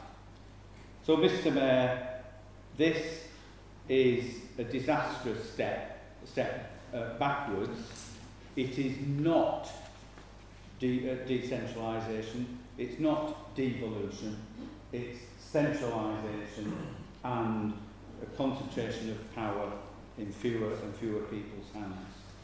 And on top of that, there's a suggestion in the letter that came from the Minister about a denial of democracy. Next May, we should be calling to account the people at County Hall, the Conservatives at County Hall, who've seen the continued destruction of our local roads, the proliferation of potholes, and a real rundown of county council services. So potentially we've got that denial of democracy, scrapping May's elections, abandoning accountability for those responsible for literally ruining our roads. I move, Mr Mayor. I'd like to second Councillor Whip's proposal there. Originally, when I looked at devolution, I'm not very political, and I thought it sounded great. I really did. I thought, yeah, that sounds good. Let's get some money up here, get some money up north, away from Westminster. But it really isn't going to work like that. 1.5 million if we go to a mega council. So the 3 votes that they get, 5 million people each to decide. From 3 people, figures done. Lancashire County Council really don't give 2 hoots about Pendle as it is. So if we're going to a bigger council, we're going to be even further down the pecking list, and we're going to get nothing done at all. I'm lucky enough that, as you know, I'm a funeral director, and I have open door policy. So people, as they're passing in here, they stick their head in and they talk to me about local problems, problems in Pendle. And since this devolution thing has come on thing, the amount of, I've got 6 people over the last 10 days that stuck their head through the door and said, what's this about, and why aren't we as people, as voters, being given the vote what we want? It's been taken away from them. As I say, at the end I can see a military junta being run from Preston and send their minions out so that we can do their bidding. I just want to second that. Full backing. Councillor T. Thank you, Mr. Mayor. I speak in support of the motion. I think, well, I hope we've all read the briefing note released to the white paper. It sets out very clearly a timeline of how they want this to play out. And there is still an opportunity, if we get our ducks in a row, to have a, I'm not going to make it quite long. Least worst. To get a least worst option. The Minister has indicated they will consider unitaries less than 500,000 if there is reasonable need for that. I think that the rural locality of Pendle and the surrounding boroughs is a very strong case, but we need to get that in quickly and we need it to look like a serious proposal. That is the only way out of being amalgamated into a massive regional unitary, just like North Yorkshire. And I don't know if you follow what's going on over the border, but that has been anything but efficiency savings. It's been a complete disaster. Decisions have been overturned and lost. And I mean, Skipton, the redevelopment there has just gone to pot. No one knows who the local councillor is anymore. The meetings are so far away you'd never get any residents visiting them. And we're looking at exactly the same thing here. So I urge everyone to support this. We need to get a serious proposal on the table with our neighbouring authorities and get it to government. Thank you. Yes. Councillor Rusher. Thank you, Mr. Mayor. Mr. Mayor, yeah, local government reorganisation gives us some benefits, as fully support what Councillor Whitford has said in his motion, and I echo those words. The risks are of a reduced local representation and the high transition costs and potential loss of community identity. As we consider these proposals, it is crucial to ensure that any changes generally serve the best interests of local residents and do not compromise the value of inclusivity, efficiency, accountability that underpins effective governance. And also, like Councillor Whip says, the white paper it kind of hints that we should be aiming for a population of 500,000. That is massive. We don't want it to be ideal, we don't want it to be that incentives, nothing else but done. But it's a very large unitary. I think that's ideal for, it would be more ideal to have, say, the neighbouring authorities where with similar demographics and similar challenges and businesses and stuff. So I think we need to have that conversation with our neighbours and take this forward and get the best deal for our local future. Councillor Ash. Thank you, Mr. Mayor. I am in favour of this motion. I think it's a very sensible and I think it's the right thing to do. I'd also like to commend the leader actually for his the letter that he signed defending Pendle for a change. I think it was the right thing to do. I'm sort of disappointed in a way, but understand why people conflate the two things of devolution and local government reform. They're not the same thing. Devolution of powers is something that we all want, I believe, broadly support and want to have, very organised powers adhering actually from governments. But that doesn't necessarily have to be about local government reform. The two things are mutually exclusive. And I have to commend the work done by the leader of Lancashire County Council, Blackburn and Blackpool unitary authorities on the work that they've done together to broker a deal for devolution without that local government reform. We were getting a good deal without that damaging effect on damaging local democracy, access to local services and the way that we currently deliver things. So I think it's the right thing to keep the system that we currently have. And so yeah, I'm perfectly in favour of this motion. Councillor Yasser Iqbal. Thank you, Chair. I also am perhaps in the spirit of the festive period, and actually for the motion itself, I'm in favour of the motion in I think that there, in terms of the changes, there has to be some, because I don't think county council in its current format is working. I don't think it's beneficial for Pendle. We've seen that from the level of investment, or the potholes, for example, is a classic example.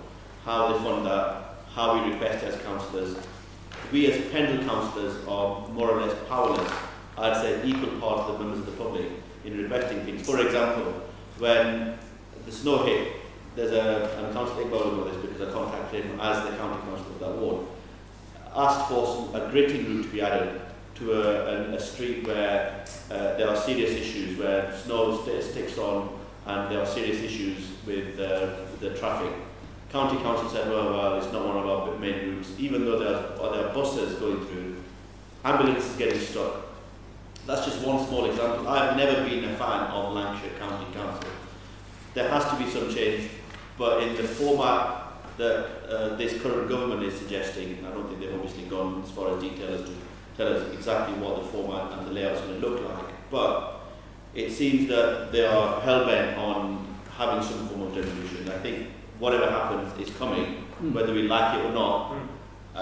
The MPs, I think one of the MPs that Councillor Wick was referring to, who wrote an article, I don't think it's something that well, I'm not sure, but my view is that it's not something he necessarily supports, but he knows it's coming, so he may as well support it because it's the Labour thing, and some Labour MPs will follow Labour blindly, and no matter what happens, they will just support what is coming through the government. Them knowing full well that in whatever shape or form is coming, whether it's 26 or 27, something is coming along. But I agree with certainly the latter part of the motion, which invites the council to engage in some dialogue with our local councils, including, I think it's Hindburn, certainly Burnley. No, Burnley and Rosendale. And River Valley. And I think that's sensible, that we engage with the local councils and fight this from a united front, because that is what is required.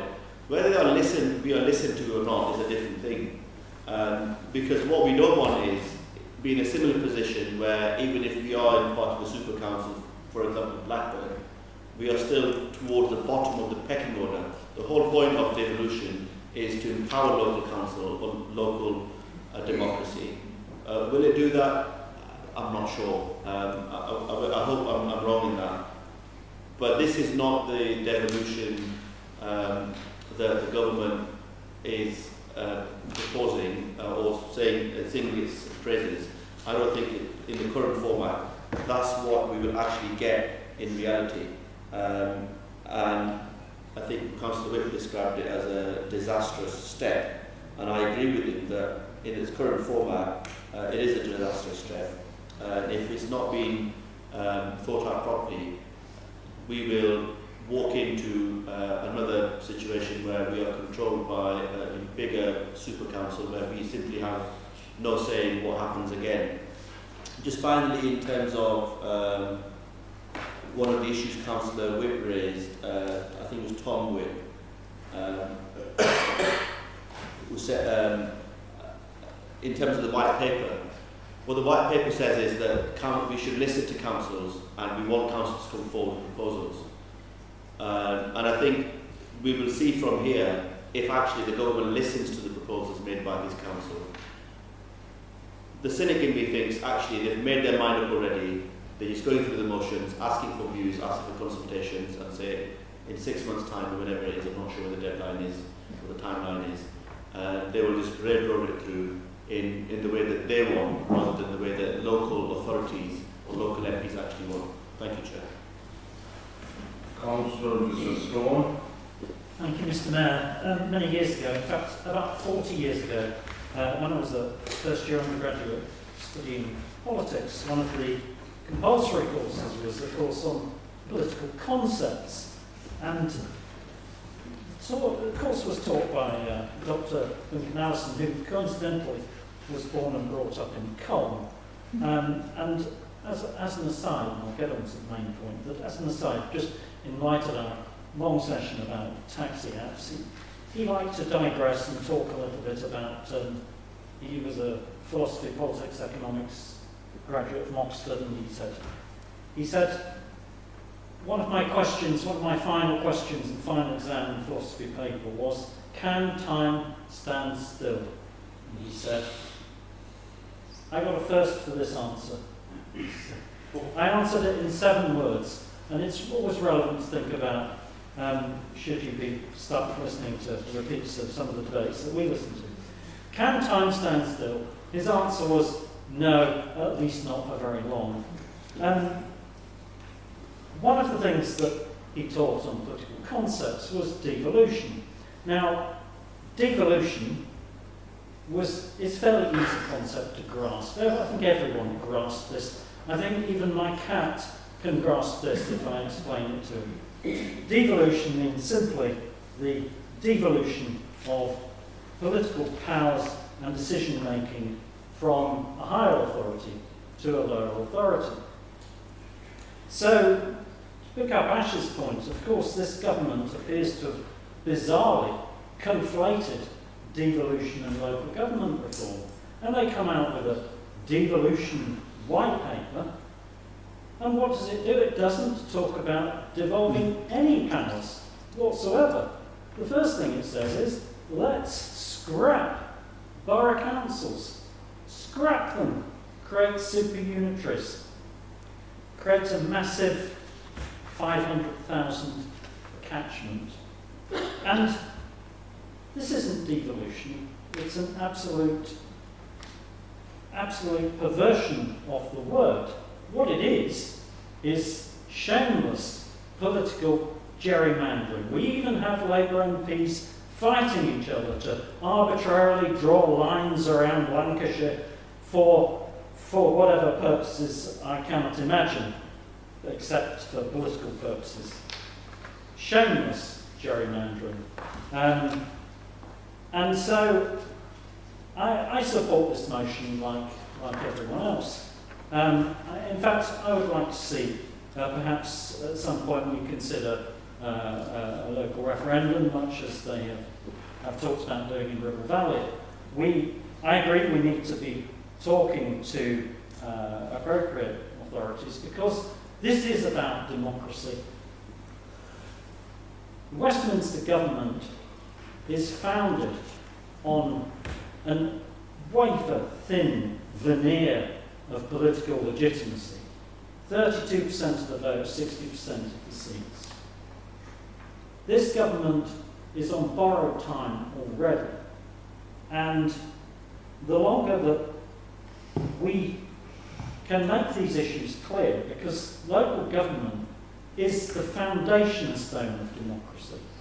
And Tom Webb knows, and I agree with him too, we have an electoral system which disenfranchises people, it disengages people, and we end up with an unrepresentative government in Westminster, and that's exactly what we've got. And then now they are effectively seeking to destroy local democracy, tear it up for their own political purposes. It's disgraceful. I support this motion. Thank you. Councillor Nadeem Ahmed. Mr. Mayor, I'm not sure how I can follow from such a speech, but I think, briefly, I think all the points have been made. I don't want to repeat myself, but I think I fully support the motion. I think the main reason I'm supporting the motion is actually saying, let's be proactive, because as one of the speakers before me said, this is inevitable, something is going to happen, it's going to be changed, so let's get involved, let's have them discussions, so I fully support it. Could we go for the vote? All those in... Mr. Mayor, if I may just respond very briefly, agree with virtually everything, well, everything people said. Just to pick Councillor Stonewall in terms of it was the Tories who tied local government to devolution, and Mr. Starmer and his colleagues following that through. So I think, you know, pot calling, kettle black. And there's only 5 Conservatives left in the chamber, Mr. Mayor, which, given the importance of this issue I'm really a bit disappointed about. Could we go for the vote? All those in favour?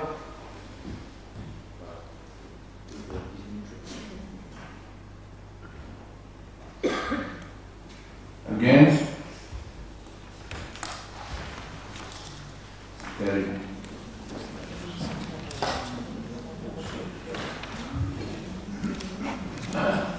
Next is on D, homeless, to be moved by Councillor D. Dorothy Road and seconded by Councillor C. Church.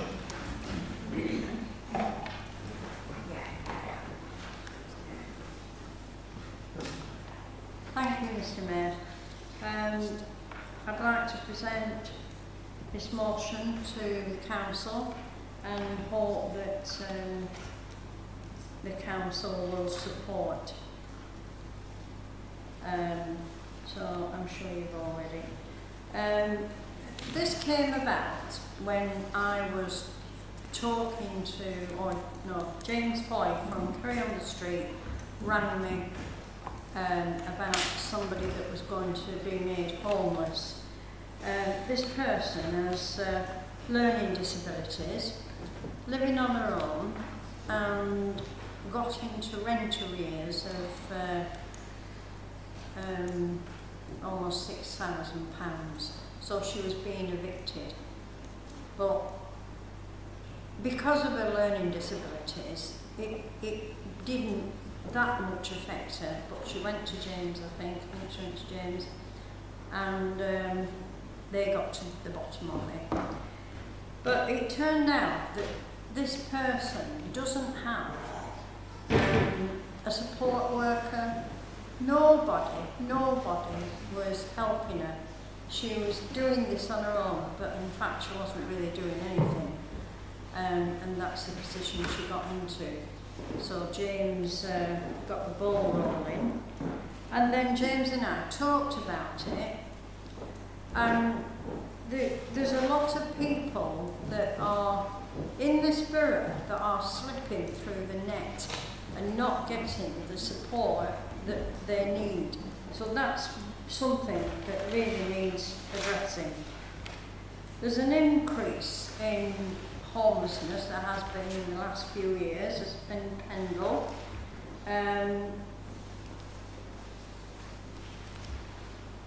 And there's far more families being affected than we know, we realise.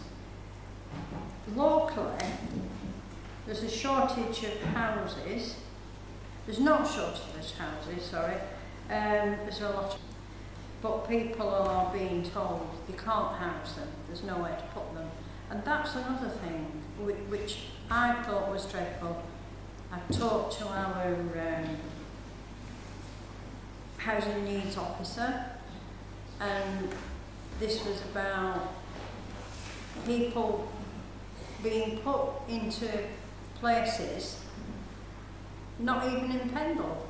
And I had one case where a grandma rang me. She was desperate for help. Her granddaughter had been made homeless, not through her fault, through a relationship breakup. She had a baby.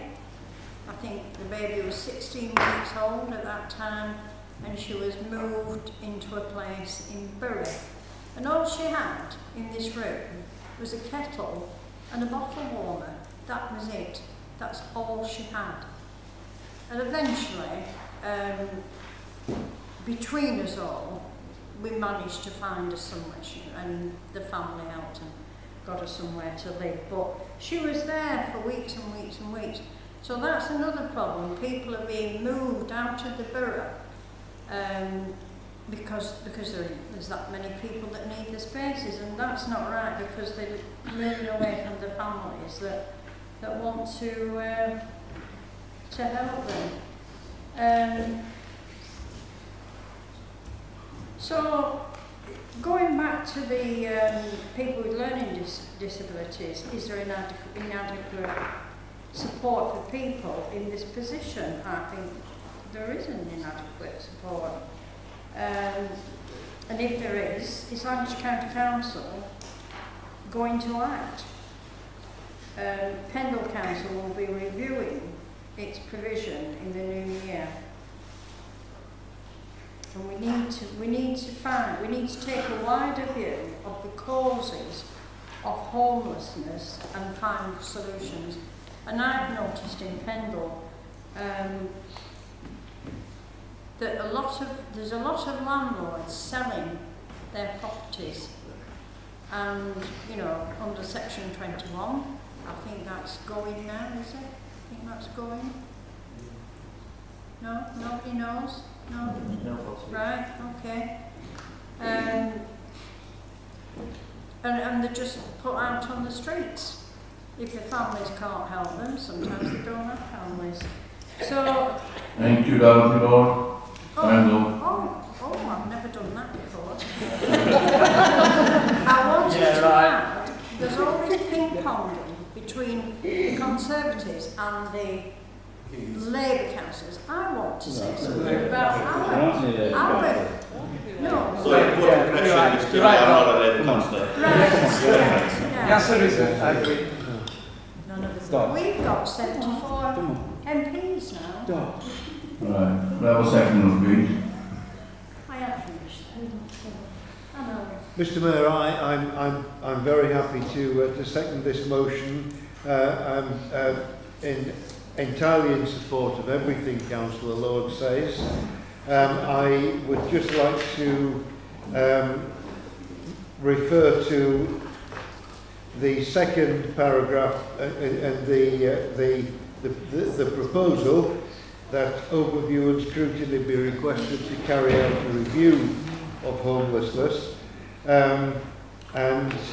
Despite what we've heard about everybody throwing their bits of jobs onto the Overview and Scrutiny Committee, this is something that we would be very happy to make time for. Thank you. Thank you. We go for the vote. All those in favour? Thank you. Against? Next is planning reform, housing numbers, and the draft local plan. Thank you, Mr. Mayor. The motion is set out on the pink sheet. Just outlines the changes that the Labour government are introducing to the planning system. Suffice to say, I disagree with that. The planning system does need reform. It is in no shape good, but moving to a national planning system, such as they're proposing, is not the way to do it. We need to keep planning in local hands. That is where the best decision making is made in terms of getting those planning apps to the best they can be. Mr. Mayor, I move as set out on the pink sheet. Don't want to keep people here. Thank you very much. Do you have a seconder? Yes, I'd like to second the motion to keep the planning decisions local, as the white paper that's come out says that councils won't be able to contest developments. Housing targets will be imposed on us without regard to what's required, and to also, as Dorothy referred to, Councillor Lord, that these vacant properties that are there, they're not taken into consideration, so we could have houses that are not sold, just like empty, when we need them for the homeless. But there's no policy on this problem of empty houses in this paper or the large areas of brownfield sites. And yet, it's not encouraging the social housing that we really need, or the reuse of old buildings such as the award-winning Northlight project, again mentioned earlier. And then with the aim of imposing more regulation on the private rental housing, poorer communities, going back to homeless and etc., will be even more effective. So So it's important to support the motion to safeguard our excellent local planning performance, which is carried out despite the increasing national government interference. Thank you. Thank you. Next speakers. Going to go for the vote. All those in favour? Against? Next is the M65 safety to be moved by Councillor Brian Newman and seconded by Councillor Anne Strickland. Thank you, Mr. Mayor. Now, M65, what does that bring up in people's minds? Disaster. Absolutely disaster. Spell it out. Can you not hear me? Yes. Right. The M65 conjures up imaginations for people that use it as a disaster. We have flooding, we have no lights, which was taken away by Lancashire County Council under the Conservatives. So, come on, let's have a sensible look at the problem that we have with the M65. One, it ends up in Cornwall, which it should go further, and the other is we've got no lights, we've got the flooding, and now we've had 2 or 3 fatalities within a few months. All through maybe bad weather, bad driving, but on the other hand, the road is not fit for purpose. So we need to get our MPs, whoever they are, and the county to look at the situation and try and reverse some of the work that they've done on it. One is the central barrier, which creates flooding, and also I think the speed limit on the section that we have ought to be reduced, because it is creating a massive problem. One fatality on the motorway, the 65, amounts to approximately, with everything taken into consideration, £3 million. So how many lights can we have on the motorway for £3 million? And life is more important than a road. So can we have Penrith Council leader addressing this and getting hold of our representatives and get them to come have a look, because obviously they don't. Come and have a look and see if we can resolve this problem. Thank you. Thank you. Thank you, Mr. Mayor. I second this motion, and sadly I've personally had to deal with serious incidents and fatalities on the M65 through my role as fire officer for Lancashire Fire and Rescue Service. Whilst I would say that the accidents and incidents I've attended have not directly been the fault of the flooding and the lights, they have certainly contributed in a massive way to forming that accident or incident. The further frustration for me is that even if we got the decision reversed, because of the Lancashire County Council's decision now to cut down the lampposts, it would be probably 5 times as much to put them back in and switch them back on. I think we've got a real task ahead of us to do that, but fully and wholeheartedly support what my colleague Councillor Brian Newman has said. A further frustration is, over the last 2 weeks, I've driven from West Sussex to Lancashire 3 times. And knowing what was coming up on the agenda, I've purposely looked, and I cannot find a stretch of motorway between West Sussex, almost 300 miles away, and Lancashire that has done the same thing. Wholeheartedly support it, and we should really get some motion beside this before we lose another life on the M65 in Pendle. There's no speakers, so we go for the vote. All those in favour?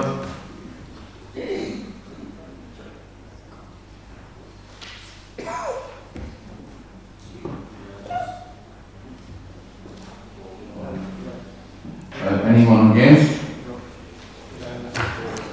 Thank you very much and have a safe journey home.